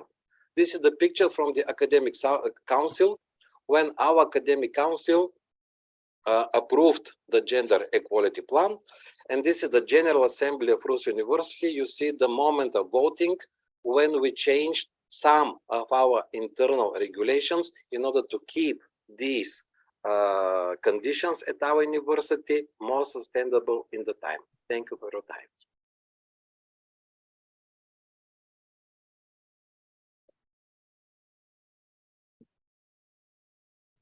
Thank you very much, Daniel. Thank you very much. Next, we have Javier Ro from GovCan. I think, Javier, you will be sharing your screen. Hello, everyone. Hi, Javier.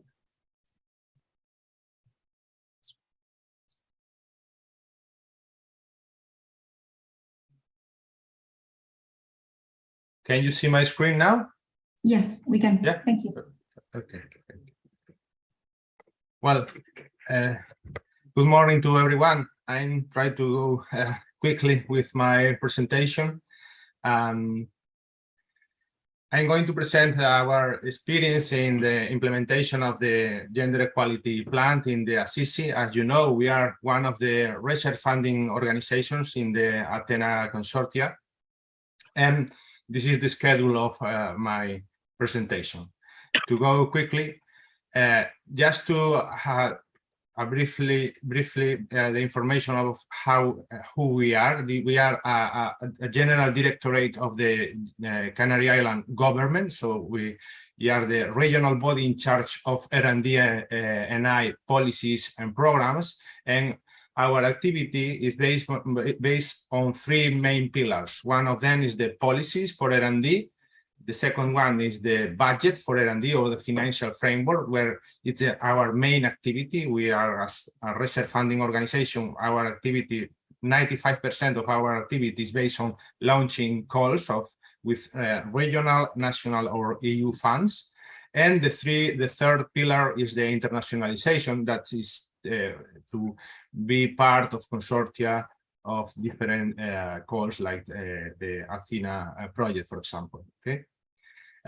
Regarding to how we are organized, just to put in the map, the Canary Island government is formed by 67,000 people, 70% women.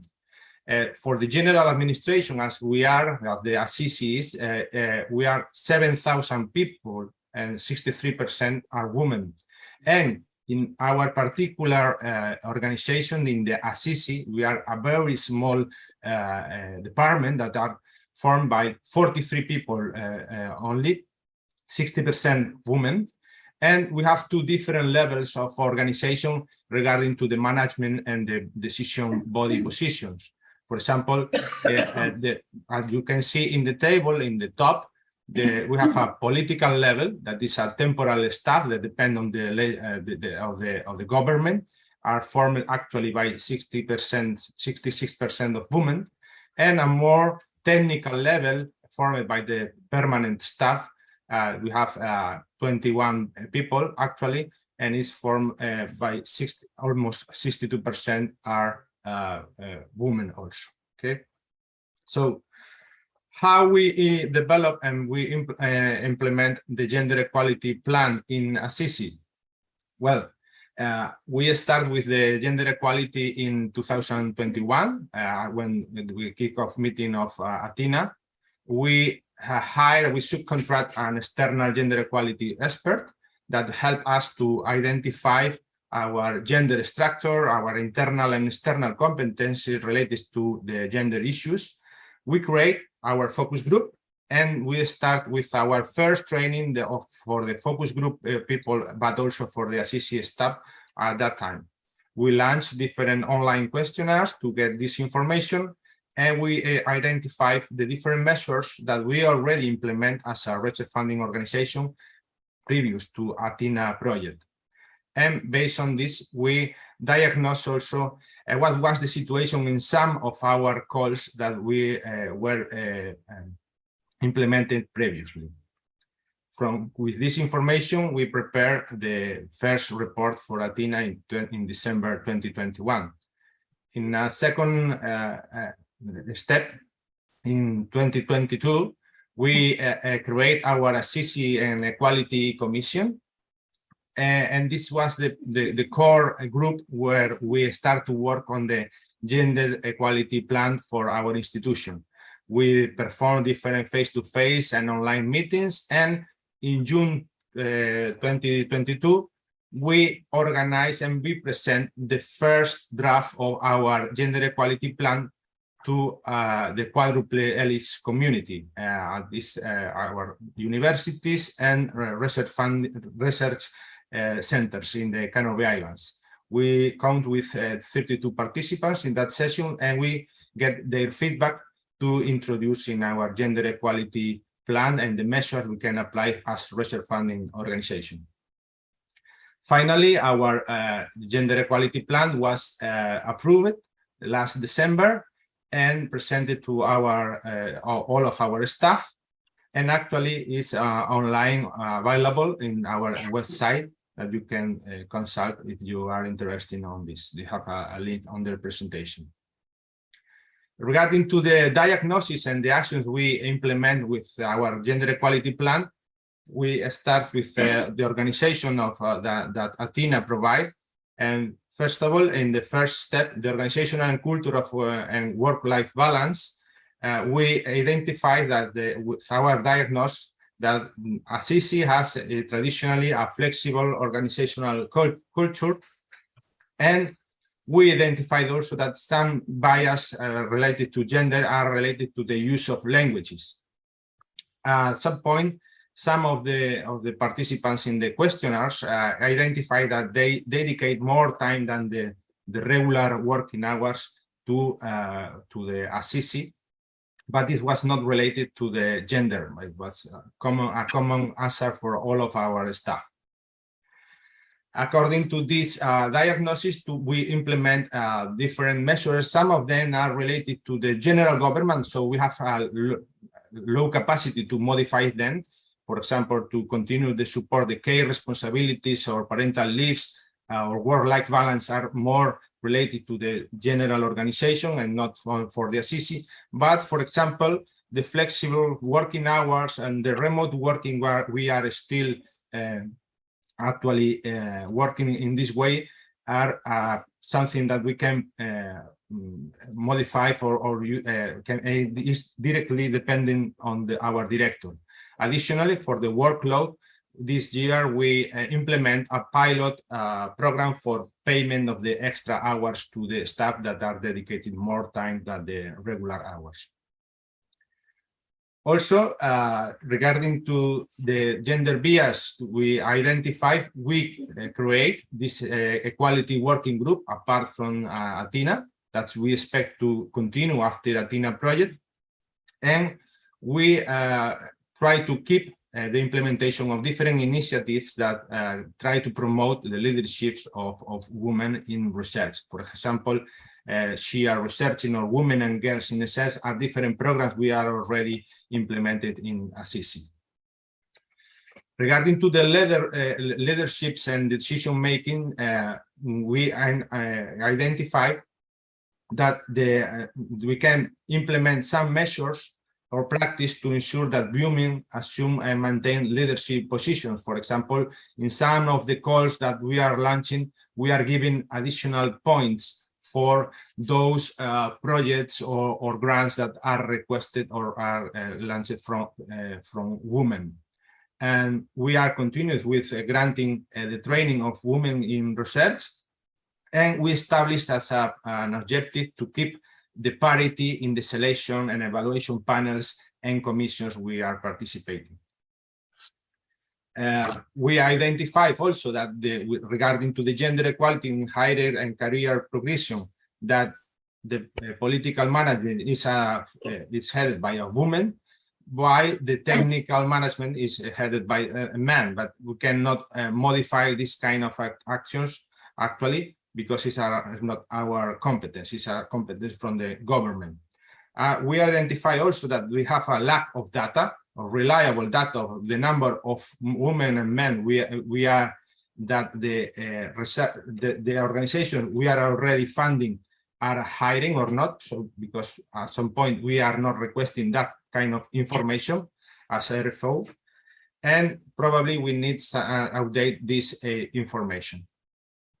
So the action that we can implement from our from Assisi, we can review and at some point try to make suggestions on how to recruit or select people. But as I mentioned before, it's not a competence of the Assisi, it's a competence for the government. We are trying to collect and analyze the data, disaggregate data for male and female recruitments or this funding organization for. And we include the gender dimension in the regulatory basis for subsidies, as I mentioned before. In the different calls, we are trying to give additional points for try to complement these actions. And as I mentioned, the equal representation in the selection and evaluation panels and commissions. Regarding to the dimension in research and teaching content, we understand that we didn't perform an analysis of the content of the research science. We are funding transversal research. We are not funding specifically research related to genders, or we are not taking care of the specific field or research we are funding at some point. So as I mentioned, the gender equality dimension has to be integrated in all the R&D and I projects, but it's not because of we push this, but because of the regional and national law or even European law are promoting these activities. We have to include the gender perspective in the funding application forms. This is also a way to try to collect the information from the applicants and in order to have our own record of how many women or men are applying to our different calls, both from companies or from R&D institutions, and try to verify the gender perspective in previous projects. We are trying to analyze the information, the historical information from previous call, even before Athena, and try to keep this information as a way to promote a different way of doing funding or how to fund the research.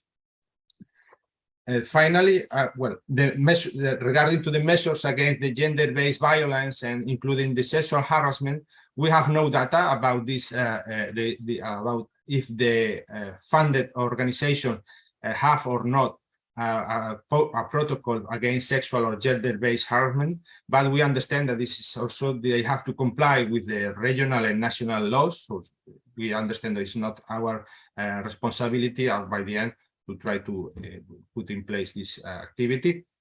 But from the point of view of our organization, We have to keep our own staff informed about the protocols that the Canary Island government has about these situations.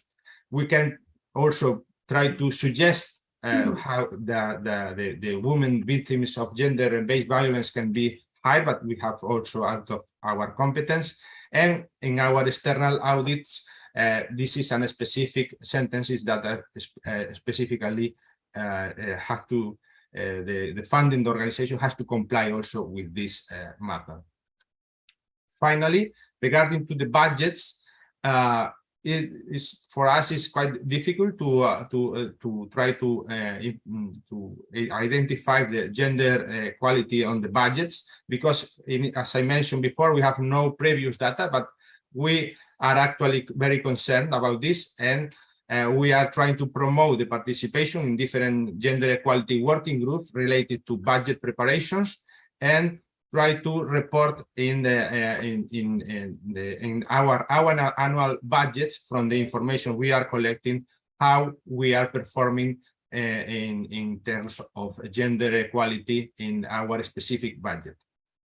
So from this point of view, we are trying to maintain this disaggregation of data for our different subsidies and grants, and we focus on the historical data from 2020 to the next 5 years. We are trying to establish a database in order to organize better the future budgets from one previous year to the next one, if we identify some kind of bias in gender in the different calls we are launching. Finally, regarding to the institutional communication, in the diagnosis, we understand that it was a lack of awareness of the existing instrument, but from the implementation of the gender equality, actually we have a specific guidelines for communication. We review the language of the different calls we are actually putting in place. We keep one of the actions we already have. It's the recognition of scientific women in different calls. We name these calls with the name of Canary Islands women, scientific women. We maintain the mini fairs that related to for women, and we include the gender dimension in all of our communication and advertising for the Assisi. As a main barriers or challenges we identified during these 2 years of working, we identified that the regular workload of the staff limit the implication in the gender equality measures or even the EU programs participation. We have no resources specifically dedicated to gender equality implementation, and even the gender equality committee is based on a voluntary basis. So at some point it's difficult to engage people to work on this. Not all the staff are trained or at some point interested in taking part in the gender equality trainings and so on. This is at some point the limited participation in the EU programs, including Athena, could be related with the language and workload. At some point, we also identified that it's difficult to disaggregate gender data depending on the calls, because we are funding very different calls. For example, postdoc grants are much more easy to identify. But for example, when we are funding companies, research programs in companies or innovation programs, it's much more difficult to identify how we can manage the gender equality. At some point, we identified also some kind of institutional resistance from the staff to get this data, because they understand that it's an increase in bureaucracy and the workload to try to separate this data. And even at some point, we identified that the institutional laws and procedures are not aligning with the research funding we are performing. So at some point, you cannot put more points, for example, for a specific project which is managed by a woman, because it's against the law at some point, because you cannot provide more points, for example, if you are going to hire a woman than a man, because it's against the law, actually. So at some point, we understand that it's necessary to align the laws with this kind of policies. And as I mentioned previously, we have some kind of difficulties to engage participants in the general staff to participate in events or workshops related to gender equality. We have a specific and a commitment with the whole body of the Assisi and the general staff to monitor and try to periodically report what is the situation with the gender equality. Initially we set up a 6-month follow-up and an annual report of how we are performing, and we expect to get the first data by the end of 2023, by the end, because actually we have only a couple of pilots in 2 different calls. Finally, the recommendations from the Assisi perspective, we have to promote the EU participation in different projects and even grant people involved in this kind of projects, such as Athena. And from the point of view, specifically from Athena, we understand that it's necessary to simplify the indicators and the reporting procedures, specifically for the research funding organization, that it has a different structure than the universities or research centers. So thank you very much for your attention. Good afternoon, everyone. My name is Carolina Tinkoet, and I am the Athena project manager at the Regional Fund of Science and Technology. Welcome to my presentation. As you can see on the screen, our topic for today is shared experiences in the process of implementing the Gender Equality Plan and the organization of events and trainings. My talk is particularly relevant to those of you who are members of the JETI committees or project partners. And in my presentation, I will focus on 4 major issues: the integration and implementation of the FERCT's Gender Equality Plan, the main challenges and milestones to be highlighted, the key aspects to consider for the next phase of the JET implementation, monitoring and evaluation, and the key aspects to consider for the organization of future events. And I will try to be very brief. So first of all, I would like to give you an overview of the FERCT as a research funding organization. So FERCT is an entity of the regional government of the Azores to promote and fund research and innovation of the scientific and technological system of the Azores. It is an autonomous administrative, financial and patrimonial body with only 21 employees. It has a very simple organizational structure, a board of directors with the president and 2 vowels, and employees with different functions in the organization. 60% of the members of the organization are women and 40% male. Besides this, FERCT recognizes itself as an inclusive and socially responsible institution that protects and promotes fair and anti-discriminatory practice. In terms of the importance of the Athena project to FERCT, this is very important in the identification of gender bias in the workplace and the integration of the gender dimension.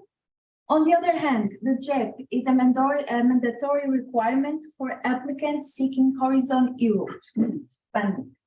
In this sense, the FERCT's JEP serves as a support instrument for other regional entities to participate in funding programs outside of the autonomous region of the Azores. And of course, it contributes to a nice working environment. Okay, so the FERCT gender audit, which included 3 focus groups and 1 staff survey, facilitated the integration of the gender equality topic at the FERCT and resulted in some observations and reflections. So, no gender discrimination in the organization, at least the employees say that there is no gender discrimination. They do not feel that there is a gender discrimination. This is positive. More women are employed by the FRCT because they demonstrate the necessary skills and merits during the public hiring process. The FRCT highest position has always been held by a man. Gender inequality in society persists, and the perception of greater pressure on women, particularly mothers. Women in leadership face exposure-based discrimination. Achieving a position of authority as a woman is regarded as an extraordinary achievement. Yes. And during these events, these focus groups, we also had some contributions, inclusive or gender neutral language, adopting flexible schedules and adjusting deadlines and results, and increasing the number of women in leadership positions. These were some of the suggestions.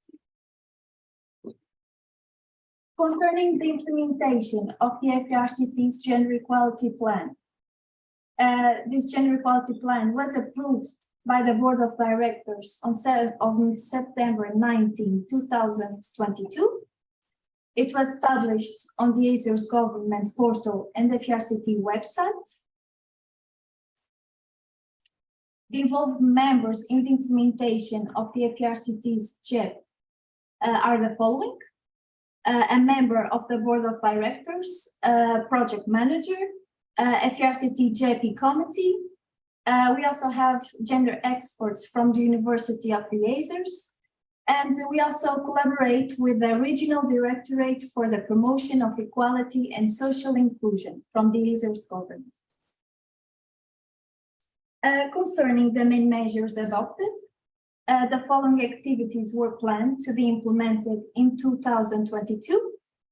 Goal-oriented work and fixed working hours exemption, the hybrid work model, combination of office-based working with remote days, gender-based violence awareness events, and the adoption of gender-sensitive language and gender-neutral visual communication in internal and external communication. So now in terms of the main measures adopted that have faced obstacles. The action gender-based violence awareness events has faced some obstacles. Only 43% of females and 10% of males participated in the events in October 2022, which did not meet the expected participation rates by gender.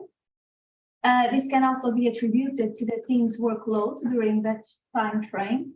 On the other hand, the employees expressed a desire to participate in future events of a similar nature. Regarding the main milestones, these are the good news. The goal-oriented work and fixed working hours exemption. This action had substantial progress, with 67% of females and 70% of males using the goal-oriented work paradigm and flexible working hours in 2022. This action has been well received by the organization, and its implementation has encountered no obstacles. Concerning the action hybrid work model, the expected progress on this action has been achieved, with 40% of females and 40% of males using the hybrid work model. This was also well received by the organization, and we encountered no obstacles. Concerning the adoption of gender-sensitive language and gender-neutral visual communication in internal and external communication, the expected progress has been achieved. FRCT team was effectively reached and addressed, and our members are starting to use inclusive language and gender-neutral visual communication in internal and external communication.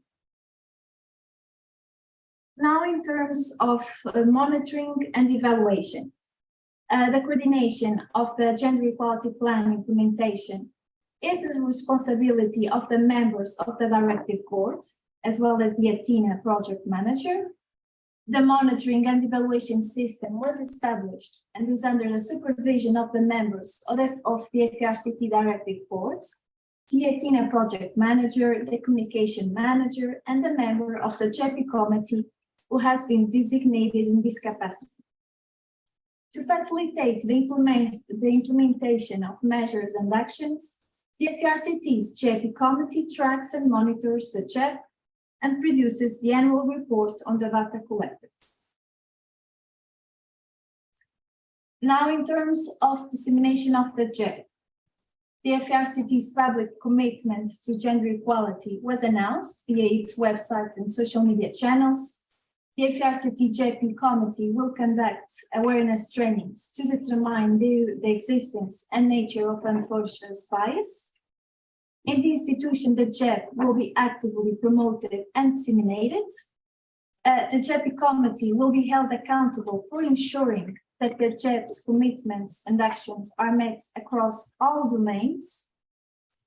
And the JEP's dissemination strategy calls for the internal and external publication of monitoring results in multiple formats. For example, a printed report or a website posting, a presentation, workshop. Now going to a different topic. The main barriers, challenges faced during the organization of the local events and trainings. We observed that there is a lack of awareness or understanding of gender equality and JEPs in the region's institutions. There is an institutional resistance due to fear of increased bureaucracy and workload. This is not related to gender-specific resistance, but this makes it difficult to engage the entire organization's workforce in gender equality. Too few resources dedicated to the JEP committee, time and human availability.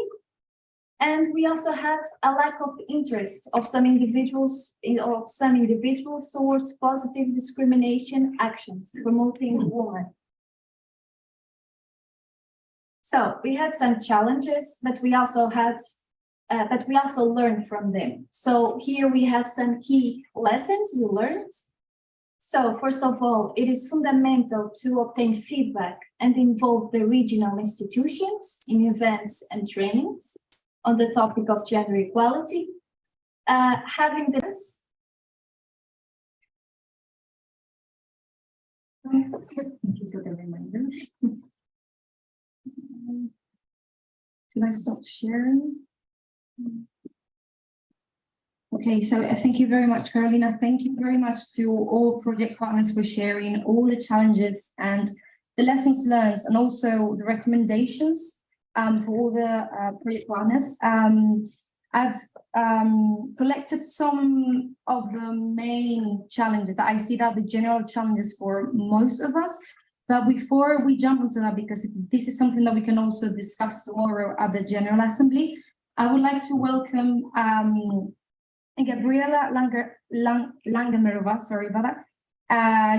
We invited her. She's from the Center for Genders and Science, and because we wanted to have external experts to talk about, also to present the center, but also to talk about best practices when implementing gender equality plans. Gabriela, I can see you here already. Thank you very much for being here. Will you be sharing your screen?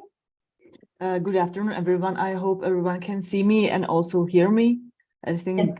Okay, thank you very much. So I'm gonna try to share my presentation with you. Maybe just a moment. I hope everything's gonna be friendly with us. Wow, can you see my screen?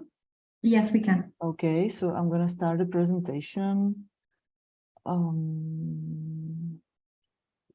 Okay, can you see my screen now? Is everything okay? Yes. Okay, thank you.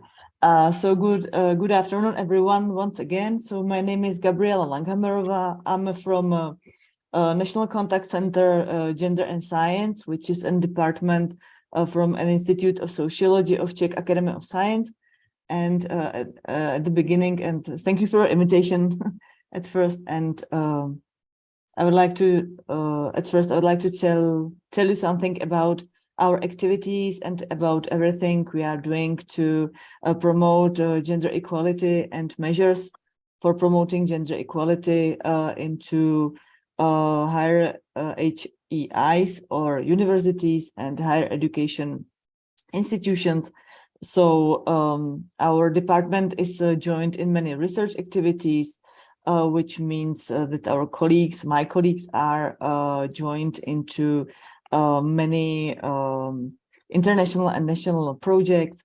Many of them are they are members of international expert groups like Iraq Standing Working Group, and a lot of them are networking in the field of equal opportunities in the area of research and innovation.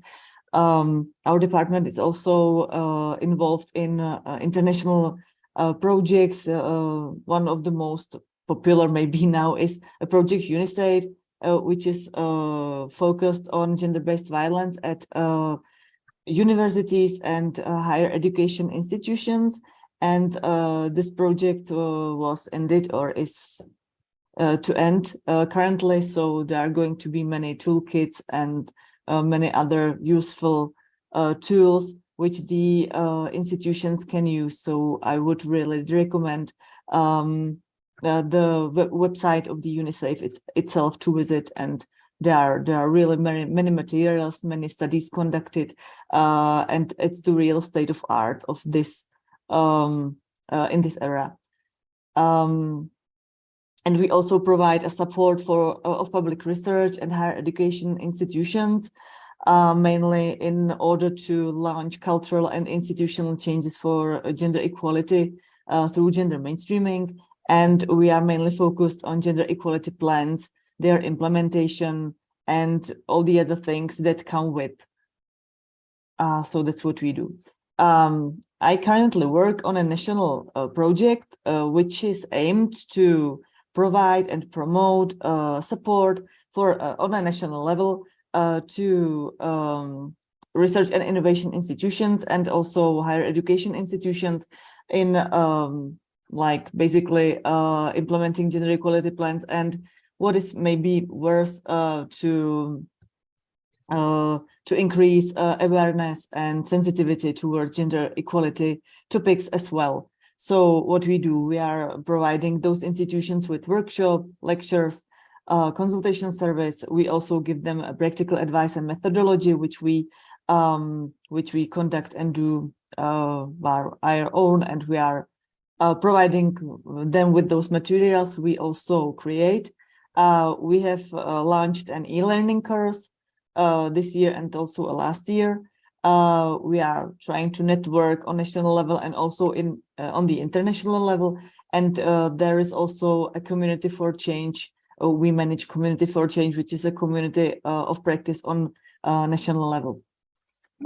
So maybe now we are getting to the place which you've been talking about the whole morning on your meeting. So what do I see myself personally as a challenge to gender equality plan implementation? I already saw the document about where there were gathered a lot of interesting ideas, which I think many of you members who are joining this meeting contributed to. And I would say that I would sign them all, because all of them I encountered either myself, either my colleagues did, or we have stumbled upon it sometime during the process of creating or implementing gender equality plans. So I feel our problematics or the challenges are really mutual, and they are international. They may say, we might say global. So what do I see? I just found out some points that they weren't involved or included in the document, which you made by yourself. So what do I see as a problem or as a challenge for gender equality plan implementation? That there is no policy coordination to build a common definition of the gender equality plan requirement, which might be problematic in the light of, you know, that there are going to be some compliance checks from the side of the European Commission. which were proclaimed, and there have still not being really settled clear criteria how to check the gender equality plans, and they are not united. So that's I see as a challenge currently. And there is also a struggle in building political consensus to achieve substantive change through gender equality plans, which means basically that a lot of institutions which are to implement gender equality plans have them basically just before they need it in order to join Horizon Europe and other grant opportunities how to raise money for their projects. So that's what I see as a problem. It would be nice if the research performing organizations on national level took the gender equality plan. So if it would become something like common sense or something like very normal or very common in the society, or something measurable, and something we could take as something that can be measurable, how to measure a change in the society through the gender equality plan or gender equality processes and progresses at all. Another challenge, I've seen that some of you have launched the gender equality plans or are to implement gender equality plans very currently, that they are very new, and it's a fresh, it's a basically new agenda. So what I see as a challenge is the monitoring and evaluation of gender equality plans, which might be very challenging, especially when there is a problem, especially with data collecting, or we might talk about it later. I don't know whether this is a problem of yours too. So what I see as a challenge is a capacity building, which is a lot of people who are aimed to provide the gender equality agenda in their institutions.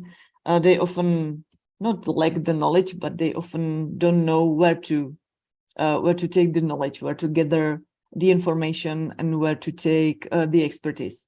And on the other hand, they are often very isolated on their positions, like gender equality officers, and they really have no support or endorsement from the highest management, which might be it might be an obstacle for implementation of gender equality plan, of course.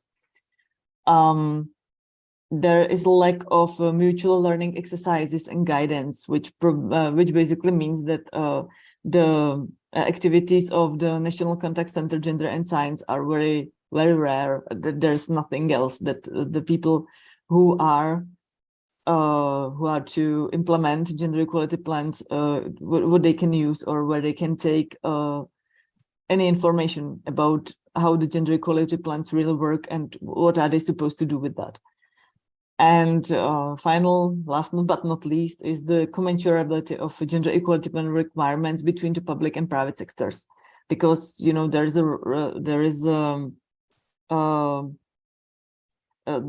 problem of foundation, which I don't know whether it's the same, but I think it's the same everywhere, because the private and public sector there are very big differences in funding, especially. So, and it means logically it concludes in the area of the amount of actions and measures which the current institution can afford or not, and which both financial or personal support they can allocate for gender equality agenda. So I would like to tell you something positive, or something not what I found through many challenges, what I came to that would be a good start or a good advice for everyone who wants to implement successfully their gender equality plan, or tries to, or anything. So what I found as very useful is a presentation of gender audits, which means basically the first phase of making gender equality plan is a gender audit, and you are free to disseminate and spread the knowledge. And it is very useful because this is a research. Basically, every gender audit is a research. Which is conducted either by the experts or either the institution themselves. But it is always combined, and the results are always the results about the institution itself. So the highest management, even if they don't want to, they have to face it. They have to face the results, and it's a good argumentation point how to persuade, because they can't see it black on white. So it's always good, and it's always good to disseminate it through the whole organization, on every workplace, in the hierarchy, on every position. It is good to spread it throughout the institution, because I think everyone has a right to know how is the situation, or how is the standing point here and now at each institution. So, and everyone is interested. What I was really surprised that really people are really interested in it, and they work with that, and they are often surprised. So gender audit result is a good, I think, good practice example, which the institutions can use. Of course, it's not universal, but I think it really worked in many cases. And it's also very important for the implementation committee, or the people who are responsible for gender equality plan implementation, to be embedded within the institutional structure, which means it basically leads to the institutionalization of gender equality plan, which is also a building block, but a lot of a building block of the gender equality plan. But a lot of institutions are, how to say it, very careful in embedding of those committees or working groups, or any other options or forms which this agenda can have. So it is once it is embedded within institutional structure, it is really hard to remove it, as we know. So it is really good to use it. That's something you put in a university or higher education institution can be hardly removed. So we have to use it in the other way. So this is a really good, I think, example of a good practice. What I find as a really crucial and very you can get rid of it anytime is a detailed communication and dissemination plan of the implementation committee or group or anything. So there should be a really thorough and premeditated dissemination and communication plan, and it means both in and outside of the implementation plan or the committee, because so it is good to make a timeline. It is good to make really thorough plans, like management plans for each event you want to implement. What is the target group? Who would be involved? Who do you need to communicate it with? How do you want to let it know for everyone? Do we do it on the website? Do we gonna send emails? Who's gonna send the email? The director or the HR or the highest management or the economic department? This is really important because it really has consequences on the success or unsuccess of every action taken through the gender action plan. So communication dissemination plan is really crucial. What I find as good practice is always, but it really depends on the people, and it's not detectable and it's not predictable. It is really good when there is someone in the highest management who wants to or is not afraid to take the ownership of gender equality topics, which means if there is someone among the highest management who really is into gender equality agenda or gender equality strategy or gender equality plans, who might be feminist, or who might be someone progressive, who really feels like that gender equality plan is something that would or might make things in research and innovation better for everyone. Just that is a major or as an instrument to make this academic environment fair for everyone. So the ownership of this agenda and of these topics is very, very important, and it really changes the whole picture in the whole institution.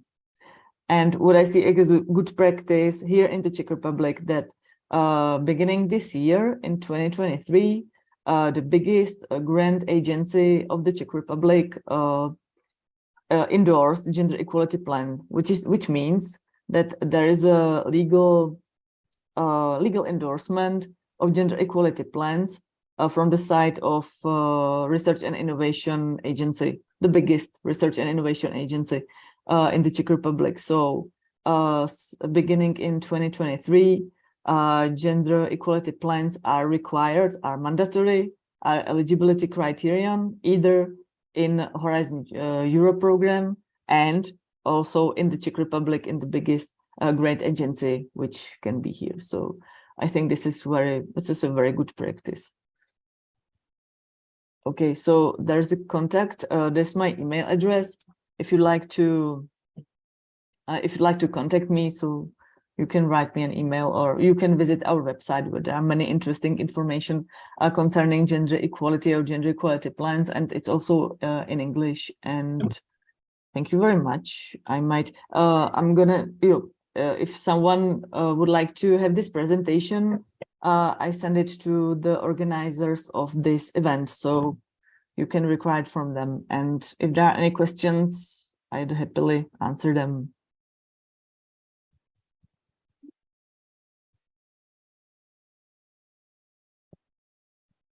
Yes, thank you very much, Gabriela. Indeed, I have the presentation and we will be sharing all the resources with all of you.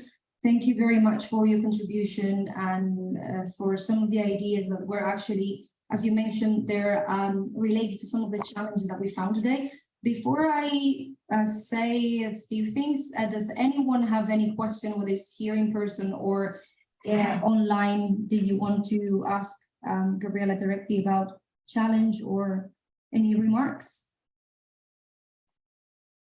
I'll give you a minute. Yes, we do. You're ahead of time. Oh, you have a, yes. So, oh yeah, she is. Thank you, Smeka. Yeah, sorry, Gabriela. So someone has a question here. So happy we have time for questions. You said something about private and public institutions. In Romania, private institutions are not supposed to have a gender equality plan if they would like to receive funds from the European Union, but public institutions are supposed to. Is it the same in your country, or can you elaborate on the difference between what are supposed public institutions to do in comparison with private institutions? What measures are mandatory and what are not? Thank you. Thank you for your question. I'm not sure whether I really understood it well, but I would like to answer it. Okay, so you might just get me back on track if I'm wrong or mistaken.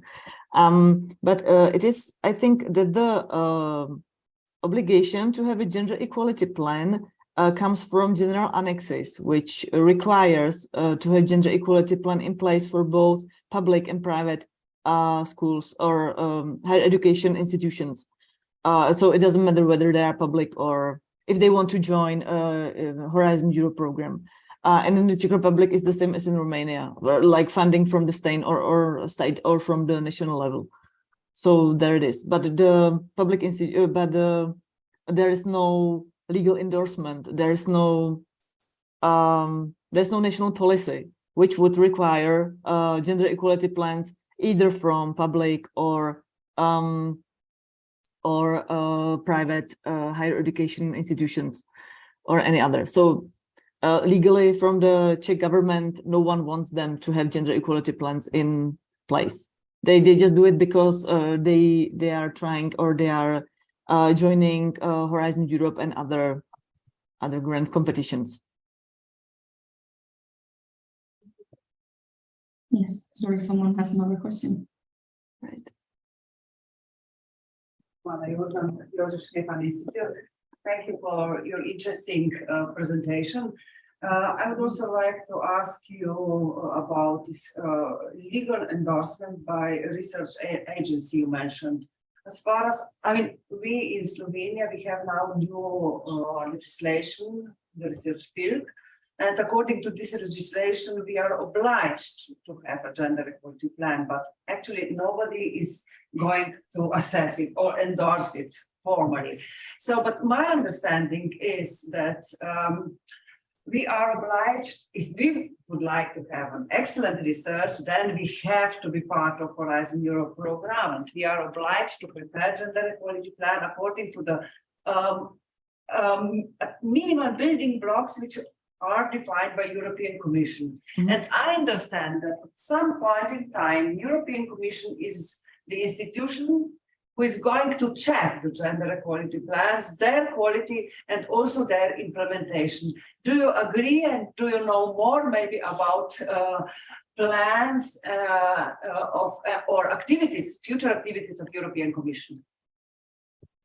Thank you for this question, which is really important to answer. And I don't, there is still nothing set. There's no last answer, and there is no last resort. So as far as I know, the compliance checks will be aimed on building blocks, which means on the 4 building blocks of the gender equality plan, which are required. So the compliance checks will take into account whether this document is signed from the highest management and whether it's public. The second is allocation of both financial and human resources. The third is the training plan, whether there's the training plan into bias breaking and so on. And the fourth is, oh my God, the fourth building block is always the worst. And the fourth, I'm sorry, I just missed it. I'm gonna work it out. So those 4 buildings, I believe you know what I mean. Oh, thank you. I thought about resources. What is it? Never mind. No.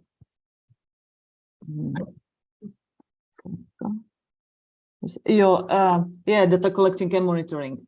Data collecting, yeah. Gender segregated data. That's the 4th. I'm sorry. And that's the 4th. So those 4 building block, the European Committee is going to check whether they are as it is written in general annexes. So there are the requirements how the building blocks should look like and how the institutions should work with them, or how to have them should have them in place. And that's the only thing. But it's still not sure how the committee is gonna, or it's not final. It's not finalized. It's not finalized. It's been talked about right now because the compliance checks should have been in place last summer, which has not happened. So it is still being talked about, and it's not still clear. But as far as I know, the checks or the compliance checks will concern the 4 building blocks, and that's all I can tell you right now. Thank you. Anybody else in person?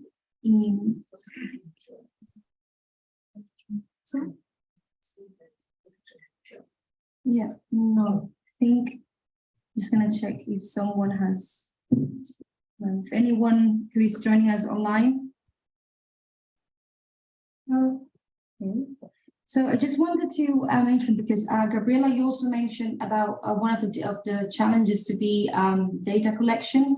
And actually, I've been collecting the main challenges that we've been discussing about, and that seems to be persistent.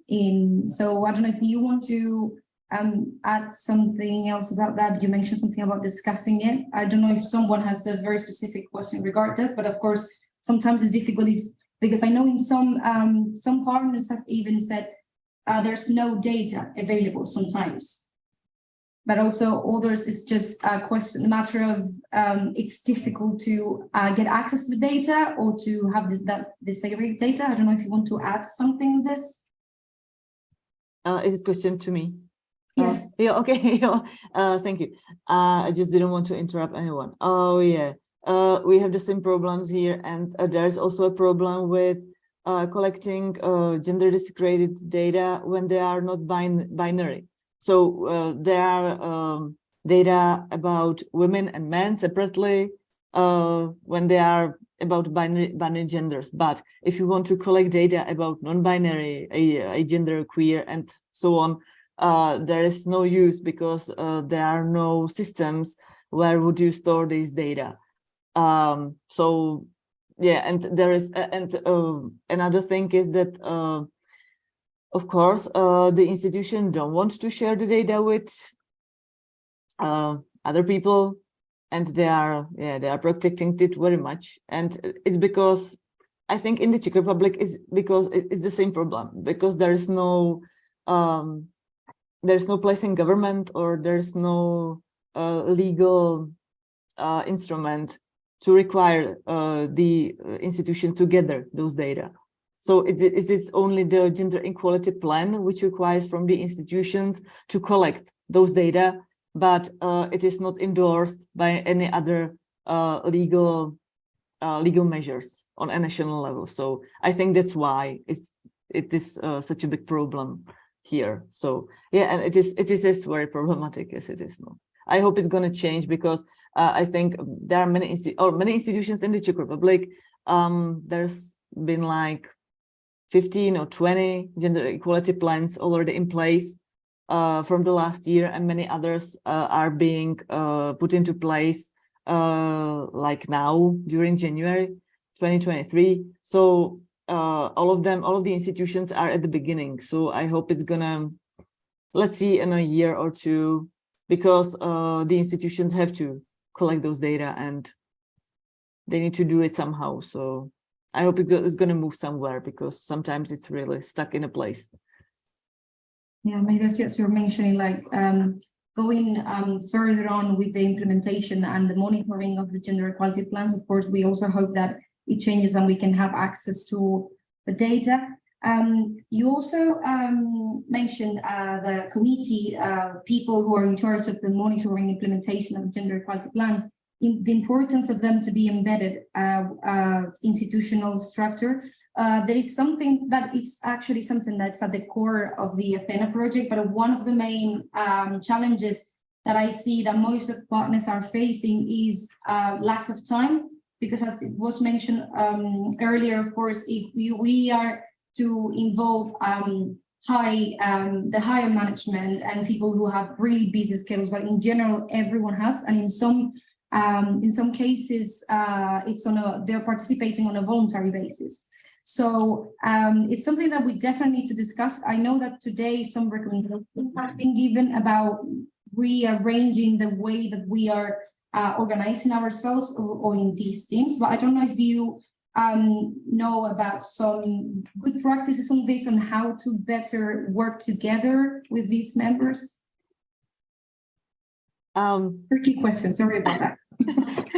Yeah, that's a tough question, but this is the very, how to say it, freestyle interpretation of the second building block, because every institution should really be should really allocate both financial and human resources, and this is the human resources allocation. So the institution should provide those people with FTE, or some kind of FTE, not the full, but they can be like 0.1, 0.2, but they should be allocated. And this is a sign of allocation, that they give them both the space and the money for this. So it is, if there are people who are doing this in their free time for free, they are not completing, or this is not the second building block. They are doing it wrong. That's not right. So this really should be like altered, and should be, I know that there are many other problems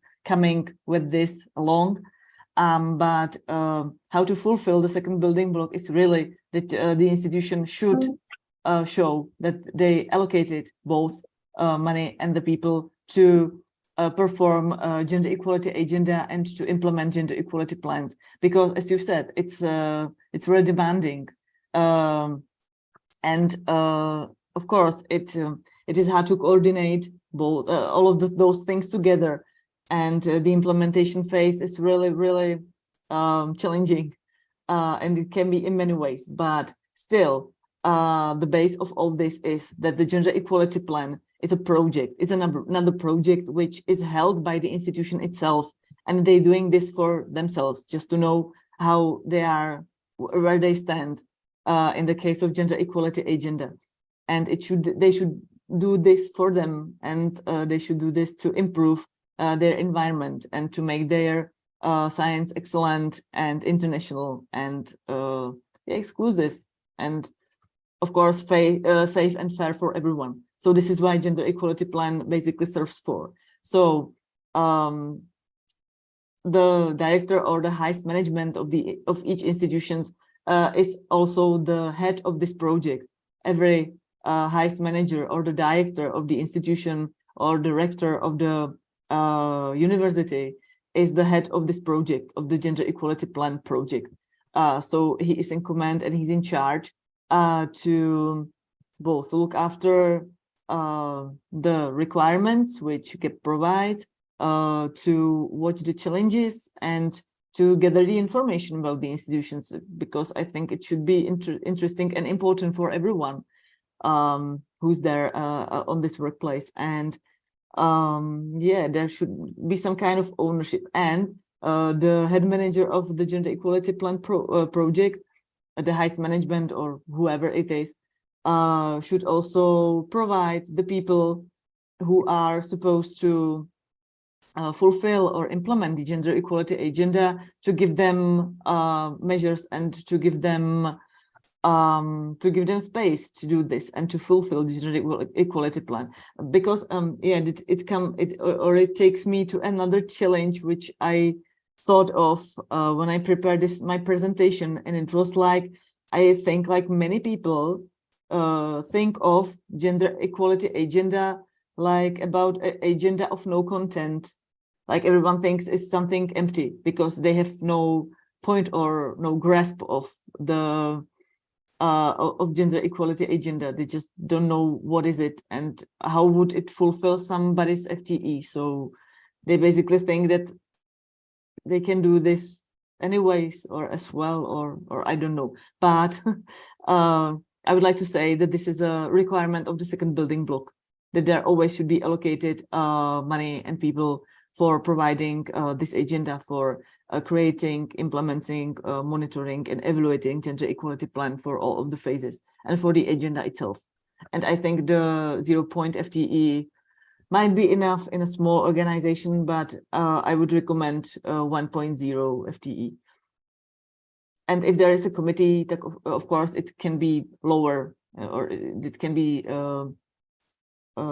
fractioned into this whole committee or a working group, but still the people should be allocated for this job, and they should have it written in the structure of the organization.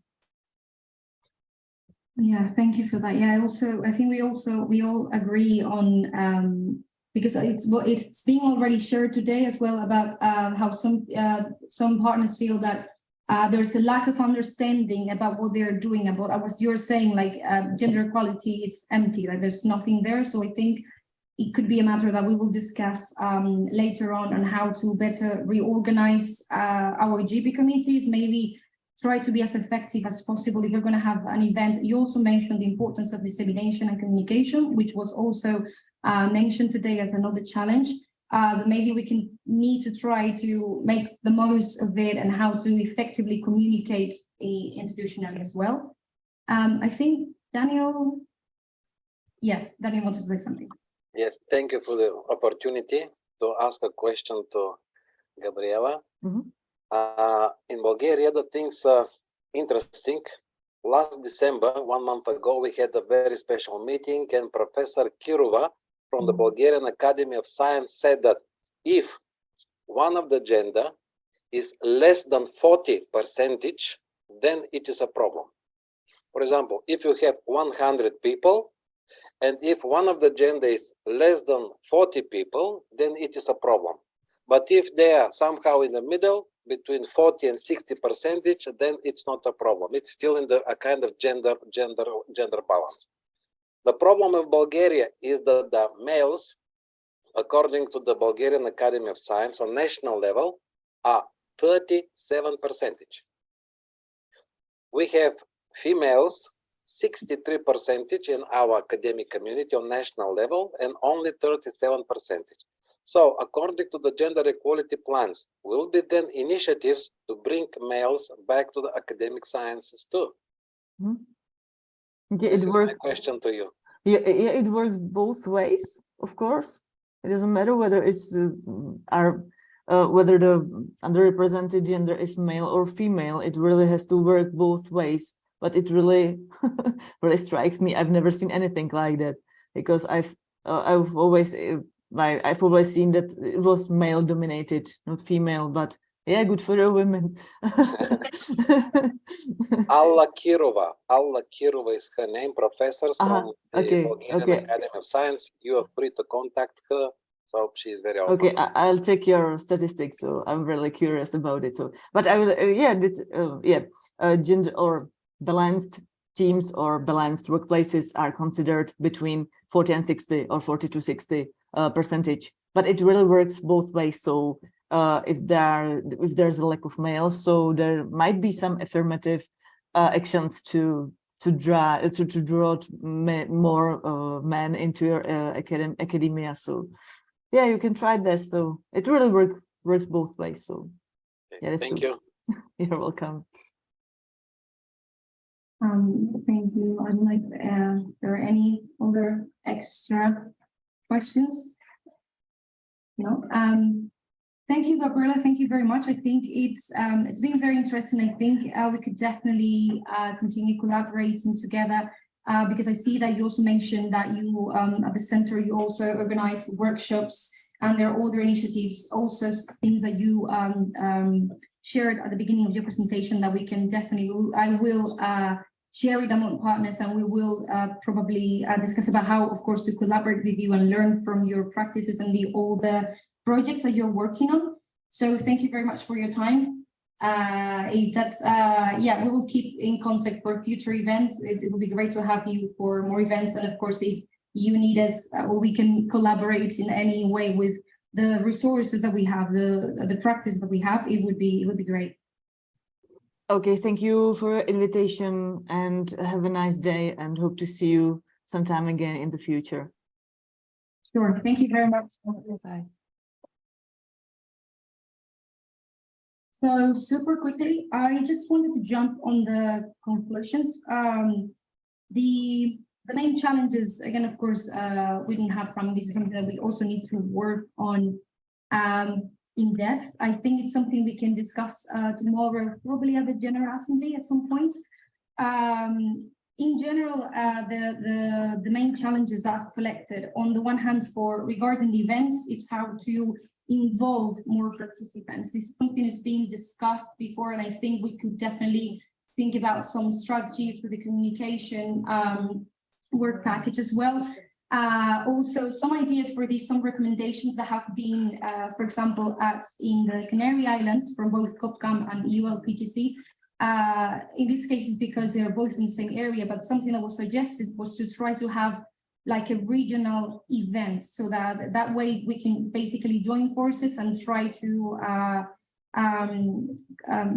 involve more stakeholders. Also, for example, the conference that the University of Bucharest is organizing, it would be nice, maybe we can find a way of how to merge different actions from the project and how to collaborate together because I feel that we're doing so much, and it would be great if now, when we are not organizing events, if we can, of course, disseminate as much as possible our results.